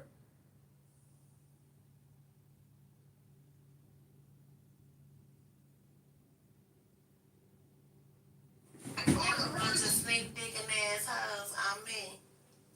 Like, get the fuck off my dick. How many times I say justice in that room? I'll definitely stay close in terms of the story and how it develops. And I hope it's not connected to anything political. I really hope it's not. Yeah, you got. But it's sad in either case, whatever the motivation, it's not right. It's not fair. For someone to be, of any background, to be a victim of homicide. Agreed. Oh, absolutely. And the fact that Mel, of all people, the fact that Mel didn't really talk about it, the fact, and I'm not going to assume anything, but I would imagine if her daughter goes to that school, I would imagine that she is really processing this a little differently than a lot of us. Mel's always, she's Mel, and the fact that she didn't speak on it, I think that tells us something. I could be wrong. I ain't speaking on her behalf. But I think it's probably hitting home in a sense. So we need to be aware of that. She may be, this may be, something triggering for her. So let's keep that in mind. Yeah, a lot of us have kids, so yeah, be very, very careful. Like, we don't want to trigger anything. We don't know what happened in people's life, so. So, what's your name mean? Racism is expensive. What does that mean? Yeah. Racism is expensive. But when you make decisions based on race, it costs a lot to people, right? Like they, when you make, like for instance, right? When you make policy that hurts people, right? Like redlining, right? It costs people. It makes everything expensive for everybody, right? Like redlining, it hurts the black community, and it costs generations of wealth J word, the I word, for the Z word. everybody, right? Those things now they have to. What's that? I think she's trolling you. I'm not trolling. I was trying to understand what that was. Yeah, why do you think it was true? Well, you know why redlining is expensive. Obviously, redlining means that you couldn't buy property in particular areas, right? So you can only rent, right? You're talking about less. You can't collect property taxes, and if people can't buy homes. I mean, that's one example. But going back to whether it's about race or whatever, I think this week and the past few weeks, it's a fair question to ask, especially since after the Charlie Kirk assassination, HBCUs were targeted. There was a black man that was lynched. So I think it's a fair question because people are genuinely concerned for the safety of their kids and for the safety of their community. There was no evidence that young man was lynched. They're ruling it a suicide, and I know they're waiting on an independent autopsy to be done, but there is no evidence to show he was Let me lynched. share another example that's really. Wait, before you go to that, let me address what she just said. It's sort of clear. You're talking about a community in Mississippi that has one person that's the coroner who erroneously said that there was no scars, no lacerations, and no leg breaks. And they're saying that from the picture, it looks like his leg is broken, and that he has a laceration in the picture, is what they're stating. So it's already flawed in an area that's had federally previously issues with the police in the state of Mississippi. So making that assumption is very flawed. It's highly likely that he was lynched. And they've stopped recording lynches for some reason, as if they haven't happened, because the last recorded one, I think, was like in the 1980s. Even though we know that more have happened, they falsely reported them as other things. And let me give another example that's closer. Let me give another example that's closer to our timeline. All right. Let's talk about immigration policy. Right. They're allowing ICE agents to arrest people based on certain score criteria on what they look like. Right. And now there's whole states that are going bankrupt. Whole farm. The farmers are pissed off because oh my fucking freaking hey, like there's nobody working. They have to plow all of their fields because there's nobody there to pick the food because it's all rotting. They're losing money and now they're asking for fucking subsidies to bail their asses out. Where does that money go? Where does that money come from? It comes from the fucking taxpayers. I want to share a different perspective because this is the thing. I get racism is expensive, so I get what you're saying, what you mean by that. Power is also expensive, and I think a lot of times people who are parts of minority groups, such as myself, I'm a woman and I'm black. We operate from a scarcity mindset, so everything's about money. And for people who have been in power for generations, it's not about money, it's about maintaining that power. Because as long as they have that power, they can produce money for them and theirs. This is more of I look at it when we look at race and stuff like that, it's more like a tribe or a team. You got team white, you got team black, you got team brown, whatever. Team white wants to make sure that they ensure the power stays amongst team white. That's their goal. okay? And letting too many people in the mix, sharing too many resources with others, even though those resources might be, beneficial to and spill back, have effects, positive effects on the economic growth of Team White. It could also displace Team White's power, in terms of power dynamic. So sometimes what I've learned is that other groups who are not as scarcity minded, they will sacrifice what we look at as financial gain to maintain their power that they have worked so hard and tirelessly and hell recklessly, you can call all types of things, unscrupulously, to gain. So put in the chat that money is power. I don't agree. I think money is purchasing power, right? Like you could buy some shit, but obviously, with the money that black folks consume and those numbers, we ain't gonna, let's please not start quoting off the numbers. We know what the numbers are. What our buying power is. It don't equate to no political power. It don't equate to no. Not unless you convert it. You can convert money to power. Hold on. And that's one thing we have not done. Oh, wait, but you messed up my bill, sister. So the fact of the matter is that we spend a lot of money on a lot of things. It has not manifested in real political power, real knowledge, real understanding on how to get things done. That's where the power is in people who have knowledge of self, the people who have the ability to put together projects and move things. Like those are the people that are in power.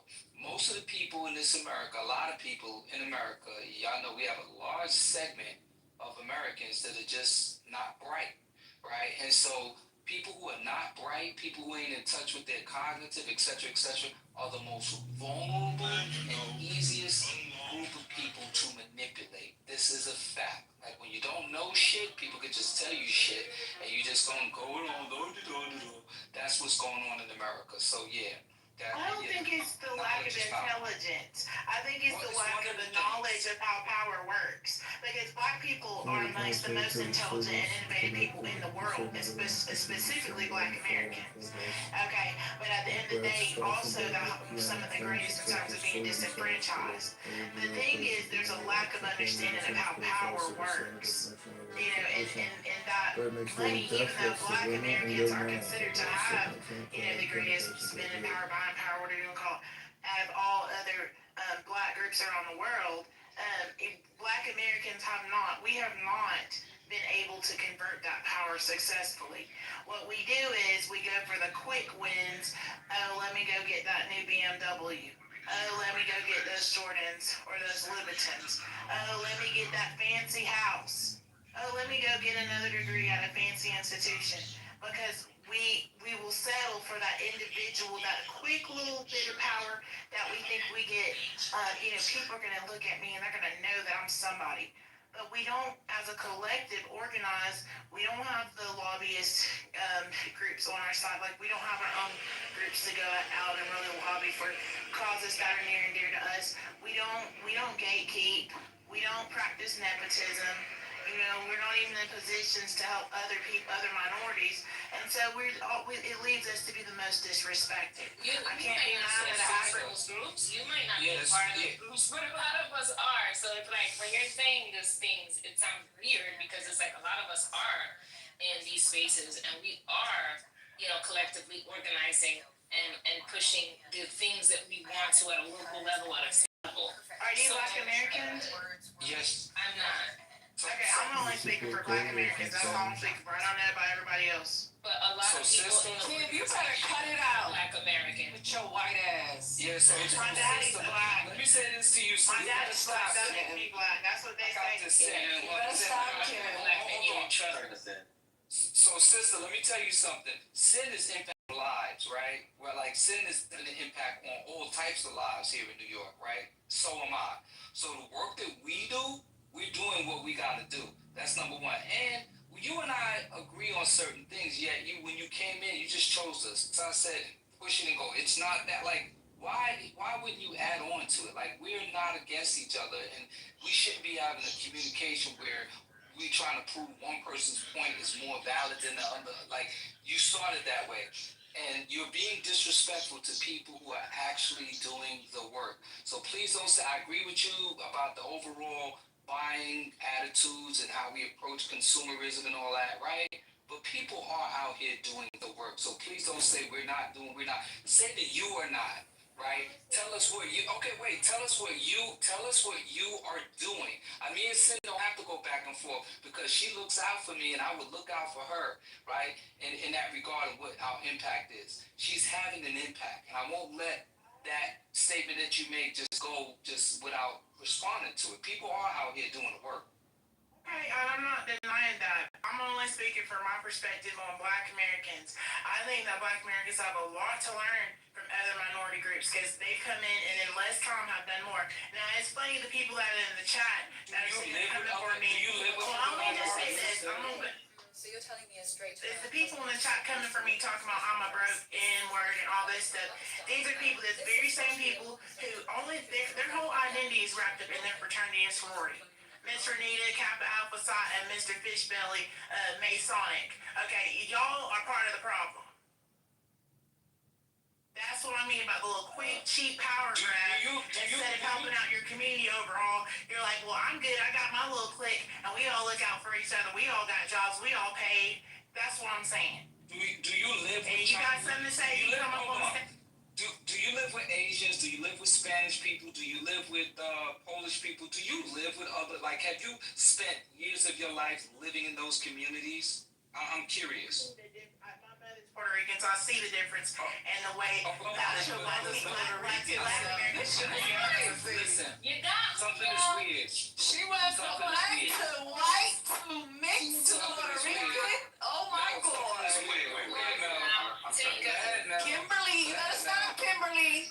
Yeah, wait, Are you black? One second, Robert. Are you black or Puerto Rican? My mom is Puerto Rican. Then why did you switch? I speak Spanish. What is What's she? your fault? She keeps telling, no, what is she? Why is she She walking out claims, there? right now she just claimed her daddy black, her mother's Puerto Rican. Other times she claims she white, okay? And she has her name Kim on her first account. That's just black people. Whoa. Now, she don't know what she is. She confused, guys. Everybody call me white, and I told them even in real life, people look at me as Puerto Rican, they don't see me as white until I correct them. I say I'm black. Texture of your voice sounds like that of a Caucasian person. Yeah, you sound Caucasian. See, Dupree, you be missing it. Can you give me that math again, please, ma'am? Mother is Puerto Rican. She's a white Puerto Rican. My dad he's black, but he's a light-skinned black dude. I look like I'm Puerto Rican. Nobody's ever guessed it. No one has ever confused me for a white person. Other than on the app, based on my voice. In person, people think I'm biracial or they think I'm Hispanic, point blank. And I identify as black. Great. And it's Santos, your last name? Wow. That's my mother's maiden name. Chad and Mel are too quiet now. This is You hear me thinking, Dupree? Yeah, because she is her daddy black, so she knew to come off the mic and say, yes, that's my mom's maiden name, because I was about to check her ass, really, so your father didn't recognize you, because you are the... Yeah, he recognized me. There's a first time for everything. I've never met a And my mom has always told me I was black. Puerto Rican. My mom has always told me I was black, because she's the only one in her family that got with a black guy. My mom tells me I'm black. Kim, you remember you told me that you got a nose job so that it could align with your wig? I did get a nose job. Because my nose was, that was one of the things I was very insecure about. I wanted to look like my Puerto Rican cousins who got the cute, like, feet. She told me season 1 that she got a nose job so it could align with her wig. That's what she told me. I know you lying. Talking about down the Yes. No. What are we doing? You're really ashamed of my black features. I was very ashamed of my black features. My mom always told me I was beautiful, but I wanted to look like her. My mom always told me I was beautiful, but I wanted to look like She her. said it to me. Wait. Yeah, I did get a nose job. Let me ask you a question. Why are you talking bad about Jordan but getting nose job? Because because I did not like my black features. I didn't think that would look good. I thought it made me look masculine. But why not have the same? Slow down. Did she just Slow say down. like I'm not black slowing features down. black? She said she didn't like her black features. Wow. That's wow. Well, I'm a I've man. done a lot of Myself self-work in the since conversation. So today, do you embrace the part of you that is black? Do you embrace that? Yes, I do. But I have been a victim of ageism. Chat. She said ChatGPT is her therapist, so she's worked on herself. Oh my. Okay, so you embrace the black part of you now, but you think that black people have something to learn from other races. Yes. My father's side of the family is so disjointed, it's not even funny. I'm not saying my mom's side is perfect, but I have learned about community from her side of the family.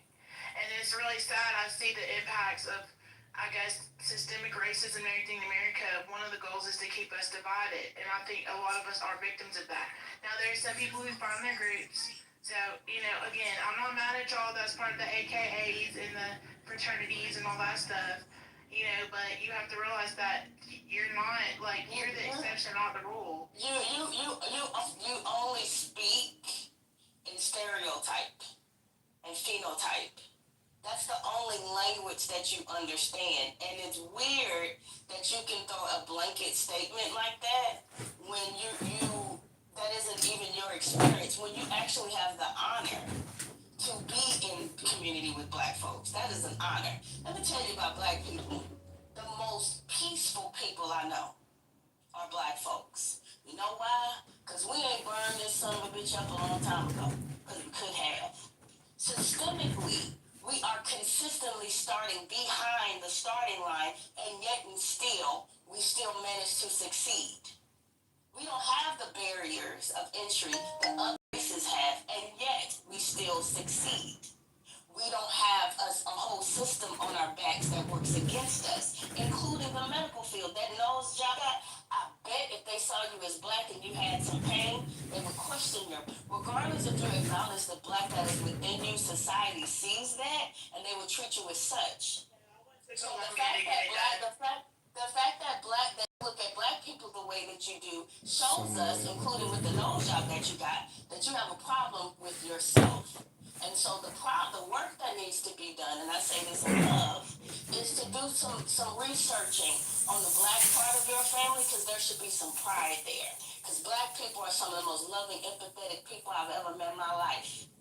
Because we haven't conquered nations.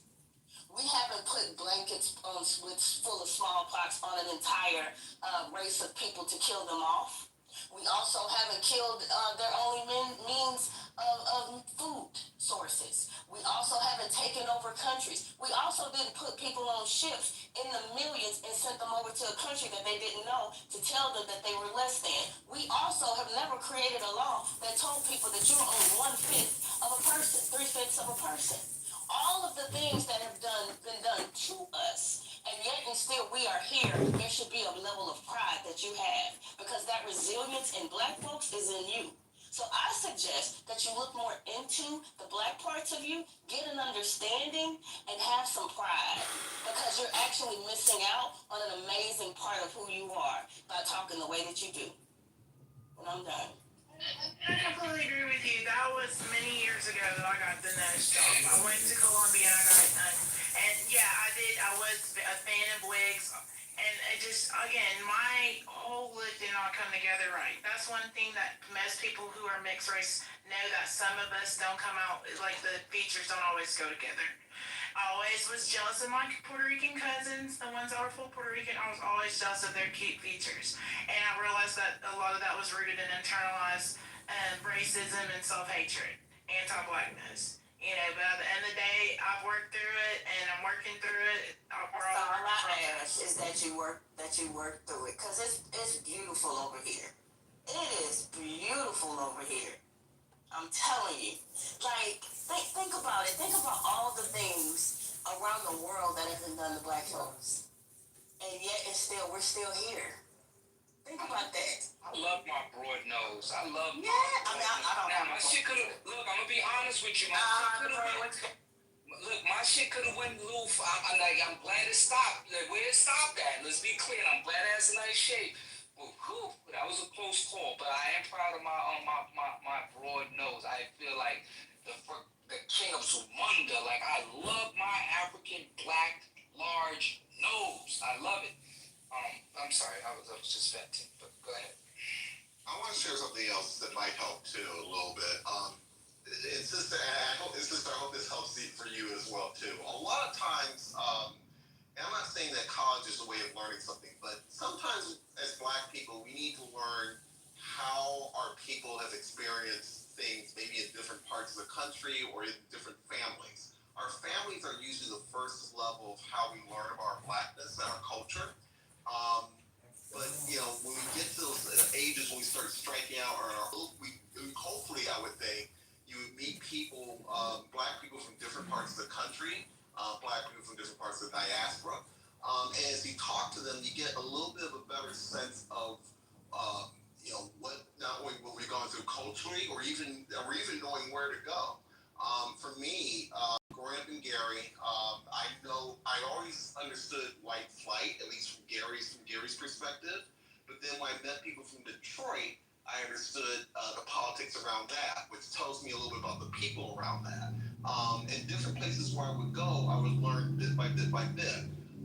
Sometimes that helps you out in discovering who you are, because then you start figuring out, the comment of, well, this is what I think Black people can do.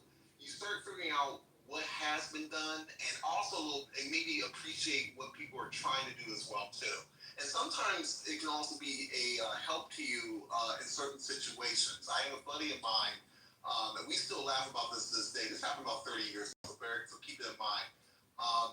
He had a recruiter that was trying very hard to get him to move to Martinsville, Indiana. And I remember I was at Ford, he called me and he said, Pierre, this recruiter is telling me about some suburb in Indianapolis called Martinsville. I hadn't heard of it. The significance of this is that Martinsville is a very well-known racist part of, it's in southern Indiana, and outside of anything Bloomington normal, at least it's a little bit better now, but southern Indiana is racist as hell. Used to be the Klan capital literally in 1930s, 1940s, and he still had a generation that lived about it. Make a long story short, the recruiter was trying to convince him to live in Martinsville, which is about an hour out from Indianapolis. This is like telling somebody that Toledo is a suburb of Detroit, or that Milwaukee is a suburb of Chicago. But they were trying to do it because they wanted to bring a Black person on without thinking about where they would live, or thinking that they would be stuck in Martinsville and be okay with that. If my friend had not called me, if I had not expressed that to him, this is what's going, this is what happens in Indiana, don't take the job, he probably would have taken, I'm not going to say he would have taken that job, but it would have been likely that he would have. So I say all this to say, learn from other people about what their perspective is about being Black. And I mean from everybody, whether they are in a frat sorority, whether they're in a church, or something broader in diaspora, and each little bit will inform you a lot more, and it will inform you a lot more about what we are as a people and what things are about as well too. So I hope that helps.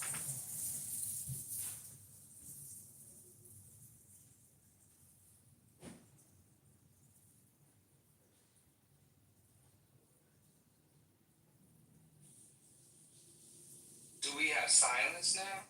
We got silence. I feel like every time I talk, I mean, No.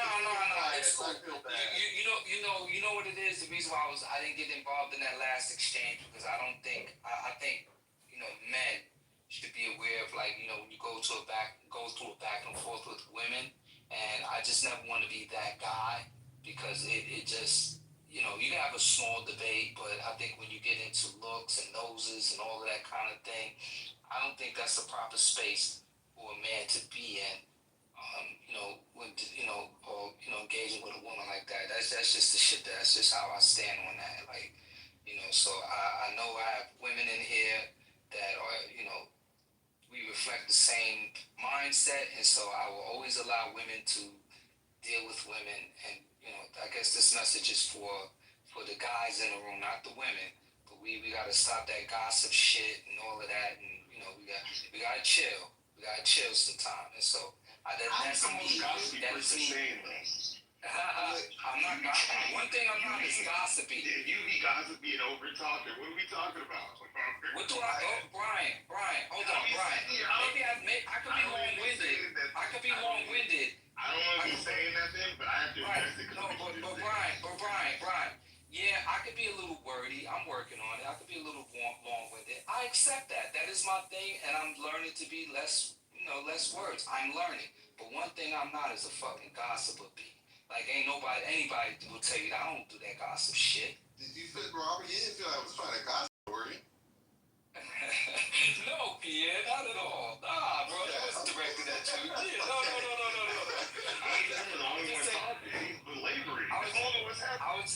I was just taking a moment just to acknowledge a moment. That's all. That's all I was doing. And Brian, yeah, baby, I don't gossip, bro. Like, Robert, we debate about politics. There were two men talking. What are we doing? I mean, like, no, man. Look at who was talking. You didn't like say talking and gossiping are two different. Robert, let me finish.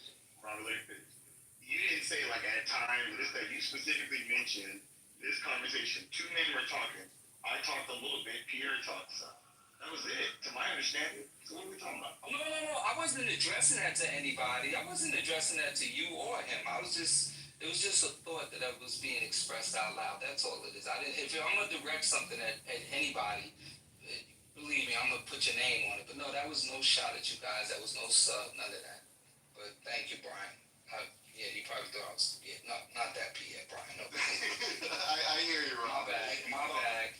No, but it's also a fair point. But it's all, but the good thing about social audio is that you hear people's voices and you can tell when somebody's just talking too. That's the good thing too as well. So.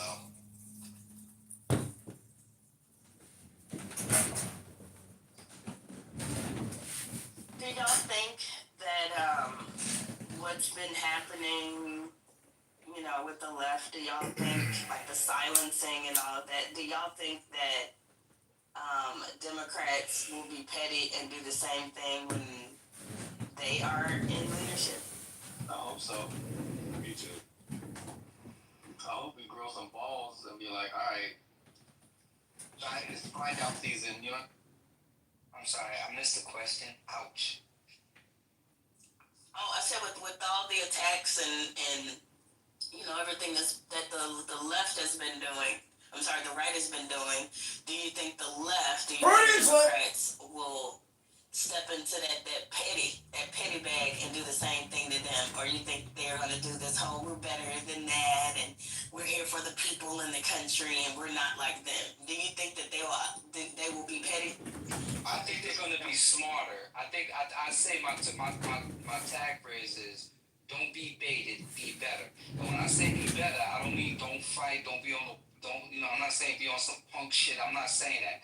But obviously, they are grossly ineffective at combating the onslaught of what the MAGA has put on them. Like, they just was Character matters. We don't know how it was possible, but I think that they are mounting an effort. I'm gonna give them, I'm thinking people are gonna move smarter going forward. Let's hope so. I think that with Gavin Newsom speaking out, I think we'll be a little bit more aggressive.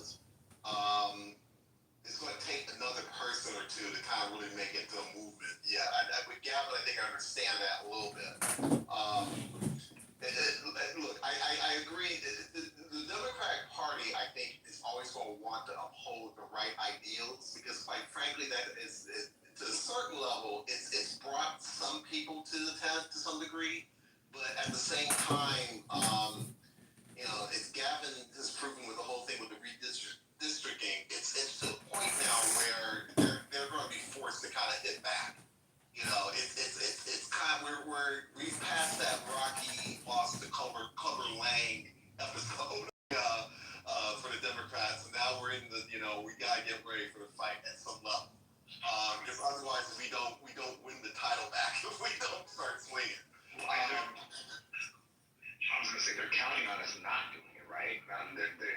California doing is not a surprise. It's literally what Texas did, and they know that we could do it. I think some of them are like, oh shoot, they're actually something to fight back. And then the nerve of them to say they're going to take California to court is hysterical, right? To do the exact thing that Texas will do. I just want to say, somebody put in the chat that we don't want another Biden. Be clear, Mr. Biden at the time was the best candidate. He was a placeholder. Like, he was the only person at that time that could possibly win against Mr. Trump. He was a placeholder, and for some reason, Democrats went to sleep after that. Like, how could you not know that this was coming? How could you not plan accordingly? Like, and it's a lesson that I'm sure they've learned, because I knew when he got elected that he was a placeholder, and we took a sigh of relief because we were outside of that toxicity of the presidency, but they fell asleep at the wheel. How the fuck could you not know that he was a placeholder? So we didn't have anybody else in the party that we knew. Nobody had a voice. Nobody established themselves. They just literally went to sleep. Meanwhile, Mr. Trump and the MAGA movement have been hard at work. Shit, but they've been working, and the Democrats were sleeping and being nice and being cordial and taking on causes that they shouldn't have been taking off. Instead of digging down, planning, strategizing, they fell asleep at the fucking wheel. So to the person that wrote, we don't want another Biden, yeah, that moment right there. I agree with you. We don't want another Biden. Well, there's no disrespect to him. I would love another Biden, because while he was asleep, he certainly got a lot of shit done. So this has been the most progressive president we've had in history, maybe besides FDR. So I'd rather have Joe Biden asleep any fucking day of the year than this foolishness. So I don't know what y'all talking about, him being asleep. That man was served as a longtime senator. He had a lot of experience. He was a fucking vice president. And yeah, he pulled out. He's an older guy and everything like that, but he will be known in history as one of the most progressive presidents. So, if y'all don't like the Democrats, or if y'all don't like Biden personally, that's fine. That's okay. But he got a lot of shit done, okay? During tough times when we were struggling with COVID. Yeah, I would also add, I think the other thing to keep in mind is there's two things here with Trump a little bit. First of all, there was money thrown towards him throughout these 4 years. He just, he kept trying to, he was campaigning when he was in that first term. It's an argument for, I agree with you, Robert, there's work behind it. But at the same time, there's money that was being thrown by Elon Musk, by other folks. And this is a president, and Trump is also unconstitutional. So he's not playing by any rules whatsoever. So it's one of those things where I don't want to see I want to see a Democratic Party organized, but I also don't want to go too far and beat itself up over somebody who, I can never pronounce his last name, but Pete said it best. This is a president, Trump is a president, whether Republican or Democratic, we've never seen someone so unconstitutional, so much into grift, and so much with enablers that he's brought in. Plus also, to the black folks, or about the black males who voted for Trump, he's enabled a set of people that really are they're trying to be opportunists at some level, and I think that that's a lot. So I would say for the Democratic Party, definitely get organized, but make sure that you beat yourself. If you're going to beat yourself up over something, make sure it's for the right thing and the right reasons, not just this is very, very unusual, but it still has to be fought against. And I think for Democrats, we can make that fight. I just think it's a matter of, again, thinking next level about who is going to be the party leaders and who can lead us into this, or at least out of this crap, basically. There's an opportunity here, but yeah, they will hit back. Like I said, they will have to hit back, because that's right now, that's all that you got to do. I'll land there. One of the ways that I think we still underestimate is, Gavin Newsom wanted to balance what Texas did, right? Instead of getting as many districts as possible. Because like they should have known that other states can redistrict also, right? That's gonna happen. And so instead of just balancing Texas, they should have been like, all right, we got this California, right? We got the most. We could pull the most districts out of it as much as possible. Yeah, they shouldn't have been shocked that the other states are gonna start doing the same thing. I don't know if they've been shocked. I think it's just come to a head. I think definitely with Texas, has got that spotlight because of the with the Democrats walking out. I think it's brought a spotlight to the whole thing. I mean, this has been going on for a while. This whole thing about redistricting.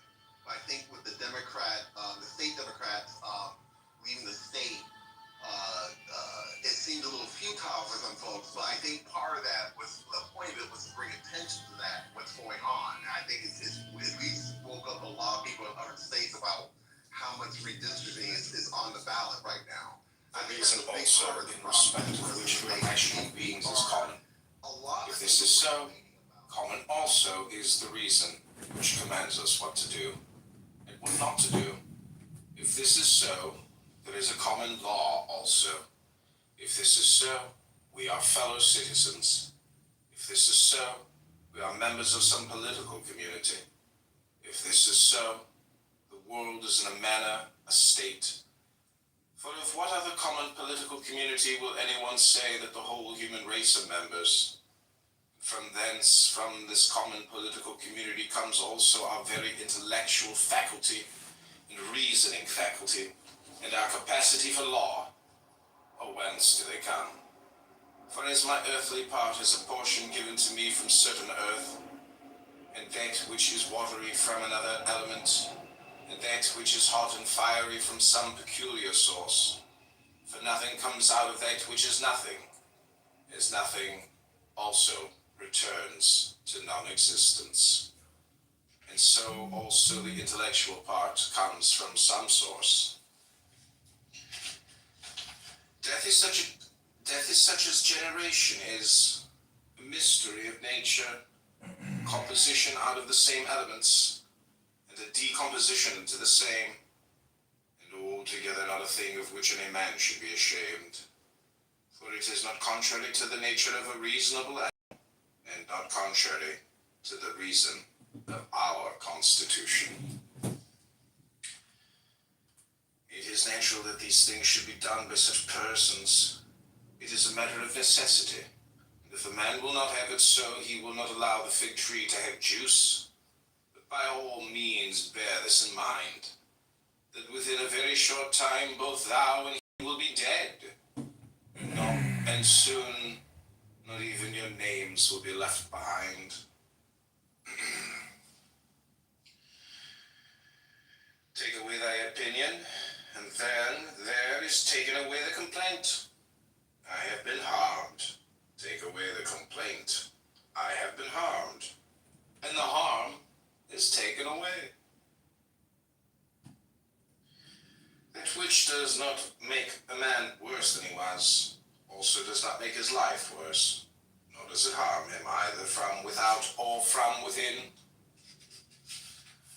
The nature of that which is universally useful has been compelled to do this.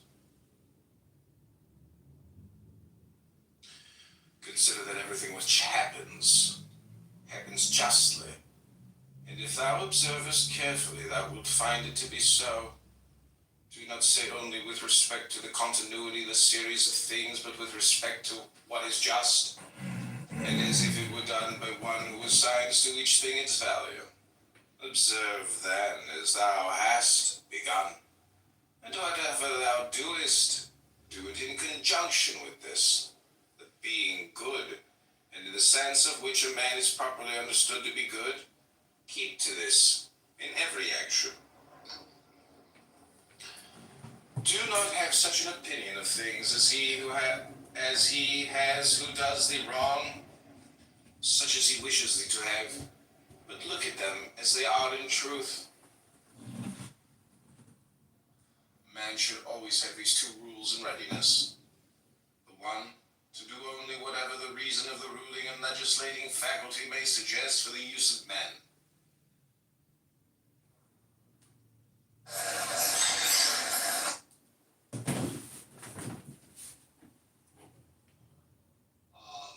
And I think and we saw a lot of angry people. Stupid ass scenario occurred, or any stupid ass scenario you can like contrive. Thank you. Have a nice. I want to say something. Other than the one you predicted. I asked. Hold on. Everybody done jumped off the mic. Anyway, I was trying to talk to you earlier, Ashley, because I was trying to tell you that arguing with concrete is he's going to use the Merriam-Webster definition of consent. He's not going to talk about legal definitions of consent or things that all. That's not going to work because he's just going to say consent. It just means that the person agreed. It doesn't matter if they agreed on the drown, as in Necro's example. All that matters is that they agree, right? So it doesn't like the point will not go further than that. So I think we can just like move past because they're just gonna agree that, well, you consented, even though I don't understand how that works. Because I just don't believe I don't think humans are property. So I just don't know. It's a fun brain exercise. No, I agree with you. Yeah, I'm saying I agree with you. Like, I enjoy arguing with concrete because you have to think of other ways to come at his arguments. Because that's why I do enjoy arguing with I'm not saying you can't and enjoy debating it. I was against just concrete. gonna say like he's not using the same working definition, right? When we're talking about consent and power dynamics, we're usually talking about like the Fry's model, since he wants to bring up Me Too around consent, but he's not using that definition around like there. And to the power imbalance thing, it's not that all have to be equal, right? It's just that we have agreed in society. Get there, Nate. I just asked to speak, can't even get the opportunity to get there. Wait, can I just quickly say something? I'm sorry. I agree with you. He's not gonna argue. I agree with you. Hold on. Alright, I'm back. I'm sorry. Every time I try to do to have the conversation by yourselves, it doesn't work out. So, Neek was not, I understand someone had a question for Neek, but let Neek land, please. Let her land. After she's done, then guess what? The next person can go, but let her land. Final point to the idea of like all things don't have to be equal, but I do think that we as a society have agreed to like, not maybe we collectively agreed, but there are rules in place as to when non-consent does occur. And that's usually like between prisoners and COs, between students and teachers, between children and adults, because we realize that there is a limit to how far we're allowing a difference to occur. And that's where the non-consent, because we've agreed that can't be consensual, period, even if there's an agreement. So I just want to say I agree with you, Nick.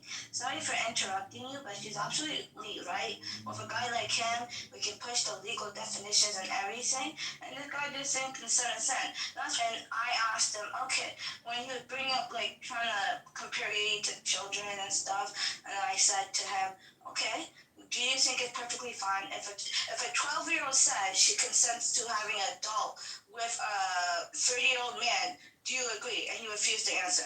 Then Nero asked him a similar question. He refused to answer. And him refusing to answer, we already know his mindset then. In a perfect world, he probably wishes that it goes this way, consent is done, people can do whatever. Because he doesn't want to answer, he just wants to say his point. And it's actually like, I don't know how to explain it, to be honest. It's actually mind-boggling. Yes, but I'm just saying, I don't need training wheels. Like, I want to make my own arguments, and then I'm not allowed to because everybody else tries to put training wheels on me. No, I'm putting training wheels. Making my own arguments. I wasn't putting training wheels. I was just agreeing with you. And he said, we can go back and forth, That's all I wanted was a back and forth to be able to fully flesh out my point, and I can't do that when I have people interrupting every 2 seconds. She likes, I mean, just in general, though, it's but she white people, she don't take nigga criticisms, even if they're constructive. Yeah. I enjoyed the argument. That's all I'm saying. I enjoyed the argument. I enjoyed the back and forth. That is the thing with you guys. Guys, Nice. So I just. No. Let me just say real quick. I hardly ever interject on the stage. Like I was quiet most of the day. I hadn't hardly said a doggone word, and then I finally said, "Hey, I have a minute." I do want to go back and forth with you. It is a fun back and forth. It is a good way to exercise the brain. What's disagreeing with you? You're being defensive. Yes. Or are women of any other ethnicity? I do. Yeah. So, Concrete was like, he said essentially, by his own logic, he would have to, logically say that there's nothing wrong with, his daughter consenting to be my sex slave for the rest of her life. Because we both consented in the scenario, where basically she had agreed, even if she was desperate after, when she was drowning. And so that's sort of Concrete thinks is actually moral. And so if he thinks that that's moral, then that's fine. I don't see how he is, anyone can consider a moral person. Yeah, so, Neek, I don't you thought necro was That's a good question. So I just said to his example. One second, ma'am. One second. I had to listen to you. Submerge my excellent point by employing a degenerate fucking brain dead white dude. That hurt my heart. Anyway, it's basically if I were to tell you that cars are not inherently immoral, and you're like, what if somebody took that car and rammed down a whole bunch of 12-year-olds? Would you say cars aren't immoral then because the car rammed down the 12-year-olds? That's what he did. It doesn't, stop, Gotti. It doesn't invalidate the argument that cars slavery simpliciter is not immoral. Is it here, I'll just clarify this. Could it be used in an immoral way? And already granted this. Yes. Is it inherently immoral? No. Who drives the car? You're talking about putting moral standards. You're talking about putting moral standards to objects that aren't human. That's why that just doesn't make sense. Immorality is wickedness. If you're doing wicked shit, wicked behavior, you're immorality. Wicked. Slavery is who's driving the car? Slavery is fucking wicked, homie. If I can group up a bunch of vegetables and make them build their own homes, I think that's pretty fucking wicked. So I would actually. So according to Concrete, essentially, he thinks that essentially that people have the right to be able to go, and if they have the right to own a car, that's the equivalent of being allowed to go to kill somebody down the street with the car. Concrete, do you not realize you're arguing that people should have the right to what my scenario where your daughter could agree to be my sex slave? You're just arguing that should be a right, right? Concrete, my argument would always be that a power imbalance is always immoral. You cannot consent in that way. So, it kind of it disproves your entire thing that it can't. What about employee aspect? That's different than agreeing to be somebody's slave for 7 years or however long. You use the word always. always. It's at will. It's at will, Samoa. It's at any time I could walk off my job and say I quit, and there's nothing they can really do about it, right? It depends. They could fire me at any point. It depends. I see the point out. No, the problem is you won't be able to put food on the table if that happens, so you can make that decision. But you could still quit and go to a different job. If you trade your freedom, you do not have that option. So I can't just say, oh, I don't like you as my boss. So, I know what you're Somebody says I can be your slave. Somebody says I can be your slave for 3 days for $1 million. Is that person consenting? Yes or no? So not if there's a power imbalance. So $1 million shows you the power imbalance. Yes or no? Bro, a fucking nigga wasn't being. Why y'all trying to question dumbass little girls and shit on stage like I ain't on here, bro? Fucking slave ain't being. You don't want the smoke. Just shut the hell up. Nigga, suck my dick, nigga. Yeah, I mean, just in general, Samoa, I just would like to ask you this. We had a law that, if a policeman beats up a black man, but if he gets up after 3 days, is something that would be acceptable. Niggas get out for doing dumb shit all the time, though. I ain't gonna lie, bro. They be letting them niggas right out. I'm a part of. Yeah, what was your question again, Necro? Yeah, like if we had it where like simply policemen, beat up, if a policeman beats up a black man, trying to restrain him, but if he gets up after 3 days, he gets off a day or two. Is that moral? I don't even know what that means. That's your Well, you're saying, what the hell does that mean, bro? hold on a second. So you're defending the idea that a person engaging in a contract where they can lose their freedom and their employer can actually use force to be able to get them to incentivize to do work. Yeah, work with the hypothetical that I offered. A person is going to give up their freedom for 3 days for $1 million. So what if I work with that? What if I refuse to do work for you when in the Well, then you wouldn't take the $1 million, right? No, you would have to kill the reason, the reason why you would, hold on. That's not the reason, Carl, come on. The reason why you would take the $1 million, you are giving up your freedom. Does that mean they can do anything that they want with you? And you're going to agree to this? Sam, then what would you call it? It's not slavery if I have to pay my property. If you can do what? If I have to pay my property, that's not slavery. What an idiot. It's not your property It's not. yet. Slavery. Hold on. You're acquiring the property with the $1 million for 3 days. Now it's your property. But the reason of the consent was because the incentive that's being offered for the $1 million. The slave is going to be the slave categorically for $1 million. That's the disparity, right? Well, I'm not about real slavery. No slave work for $1 million. Let's get back on real subject. Real copy. No slave work for $1 million is disrespectful to my American heritage, bro. I just want to clarify. Hold on, wife and make a sound. I just want to clarify.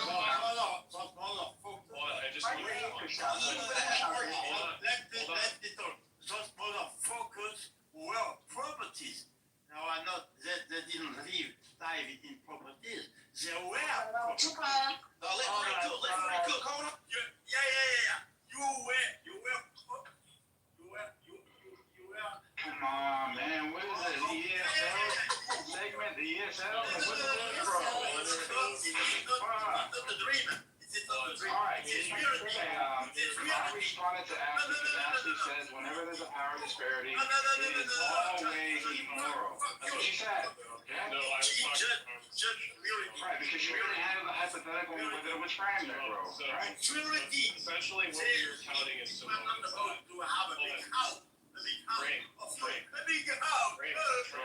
Whipping your ass, bro. Whipping your ass. Frank, look at that French elbow. He just hit you with a French elbow, bro. I've been trying to respond. So, basically, Samoa, what you're talking about is where people are getting paid, like working for 3 days. They're not. No, not working. No, not working. Okay, so they're for 3 days. They don't have their freedom, but they get $1 million. But that's slavery. Yep. $1 million. You're a slave. Hold on, wait. Hold on. You realize so that you're a slave, you are not in bondage. Now you're a slave, you are in bondage. So for this 3 days, you are in bondage. Voluntarily a slave. You can voluntarily be a slave. Yes, that's absolutely right. Do you agree with that? Yeah. You know how hard the Africans would have worked for that $1 million? That's the whole argument. Hey, take it easy. So you're going to argue that athletes, that NBA players who make ridiculous salary, who sell themselves into... why is Necro running away from the hypothetical? Stop running. No, you need to come up with patterns. You're saying it. Necro, bring that ass here. Bring that ass here, Necro. Hold on a second. Hold on. Necro, hold on. Yes. Hold on. What someone said, hello? It's not absurd. What someone just described in nature servitude, it's a contractual agreement. For 3 days, you get $1 million, and the person gets to treat you like a slave. Yeah, we've done that in history before. It's called indentured servitude, and that is not slavery. Slavery, there's a... Hold on a second. Why'd you intervene, bro? No, I did not intervene. No, I'm just describing what you What do you call this? It's not slavery. It's called indentured servitude. It's a contractual... Nigga, that's a job. $1 million to work for 3 days is a fucking job, bro. $1 million to work for 3 days? We all take I'm cleaning cow shit. I'm struggling master shoe. Exactly. So I agree with you. I agree. Just relax. Alright, so every time I try, you guys are not able to do it. I'm back. Hello, my name is Knowledge. I am going to attempt to allow Samoa and only Samoa to speak. Samoa, please attempt to speak without anybody interrupting you. Thank you very much, kind sir. Thank you very much. Yes, the statement that was made was whenever there is the presence of a power disparity, it is always immoral, it being of slavery. I gave a hypothetical, right, where a person is going to be a slave for 72 hours. Start the clock, $1 million will be transferred at the end of the 72-hour period. Okay? So within the 72-hour period, this person is a slave. Now, please, is this person, address the hypothetical, please. Address it, please. Okay, I can address it. I'm going next, okay? So I can address it, okay? What you're referring to, right? So I'm gonna ask you, like, are you a capitalist? Are you, like, I don't know. But anyways, right? I don't want to be mean. Ashley. So after I was saying, oh wait, I'm not done. Let me now. I'm just want to finish my point. Answer the No, I'm not interrupt you. Just let me finish. Insert a question. I want to answer. Question. Don't ask any question. Just entertain. Okay, I'm gonna say no, and I'm gonna elaborate, okay? The reason why it's so different, so when Canyon spoke up and said, yo, you're disrespecting my history, he's absolutely completely right. Because, like, what you guys are doing is comparing employment, like, I would call it modern day capitalism, where people argue about slavery, it's just not the same thing. Why is different? At least you're getting paid, and you're doing it because you're getting paid. It's more voluntary compared to modern, like, historical slavery, where you're being forced to do labor, and you're not getting paid. You got the time? Don't forget about the will. Don't forget about getting somebody from your parents. Don't forget about any white folks don't understand. Cannon. She doesn't understand or can't answer. Nico, would you like to entertain someone's question? Would you like to entertain or answer someone's question? Yeah, I mean, to me, like... Keep it short, please, because yeah, I promise I will. It'll take less than 20 seconds. So, yeah, I find it absolutely absurd that the idea that people, simply have 72 hours where they, have to work for somebody and then, they get legal hours, that's in slavery. Cannon would say... Okay, thank you. So they can consent, right, Nico? Yeah. I think Ashley wants to respond to the question. So, I'd like to respond. So, obviously, Ashley is wrong. The idea that whenever there's a power dynamic, it's slavery, it's nonsense. You don't have the same power as your boss. Obviously, starting with like JFC into a contract where you agree to do something for payment. Remember, you agree. Remote phone calls, factory ties, X-rays, dams and the sides. person doesn't agree to be a slave. Ladies The person don't is know. taken into slavery Ladies don't hit. against their will. They have no mark to hit. That is a very key component of the Ladies and gentlemen, definition of slavery. moves is the Necessary. sphere. Now, the people who enter the contract, we had a very specific name for that. It is called indentured servitude. They do not thrive. If you enter into a They are at contract rest. to do work or Alive. labor because you owe a debt or This you are is the being peace paid which because passeth you all owe labor. understanding, conscious communion with the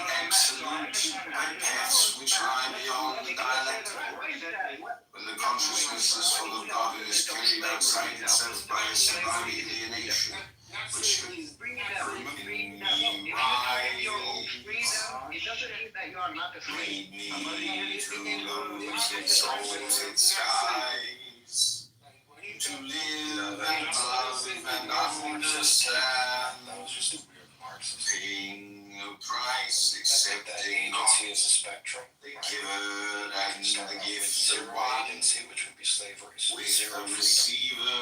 as an indentured. Oh, thou You have son the agency to actually negotiate of and thought, initiate a contract. Right. of bliss And that's transcending when the thought. agency comes. Now, terms of the Rise contract when would be division similar to slavery, but dies. you had the agency So and freedom to the negotiate. glory of the glowing orb, self and its shadow. Actually addressing it. Full You agency. guys are letting math. Go ahead. Yeah, you guys are letting Curtis math answer to into this. like this whole hypothetical. The hypothetical doesn't have to be a 1-to-1 ratio. It can be a Means person thinks that not. has a wife. Like you guys ever seen that movie? Like Since religion began, the all-sufficient passport to the doubtfully desirable his the wife hat, for like $1 million, he has gone because on they were with his showing the economic keeping close to line to one things. echoing design, Let's just say and your mild wife, and night. right, owes a debt for $1 million. As a breed quails to fighting, And the but you give myself a passion to made just is,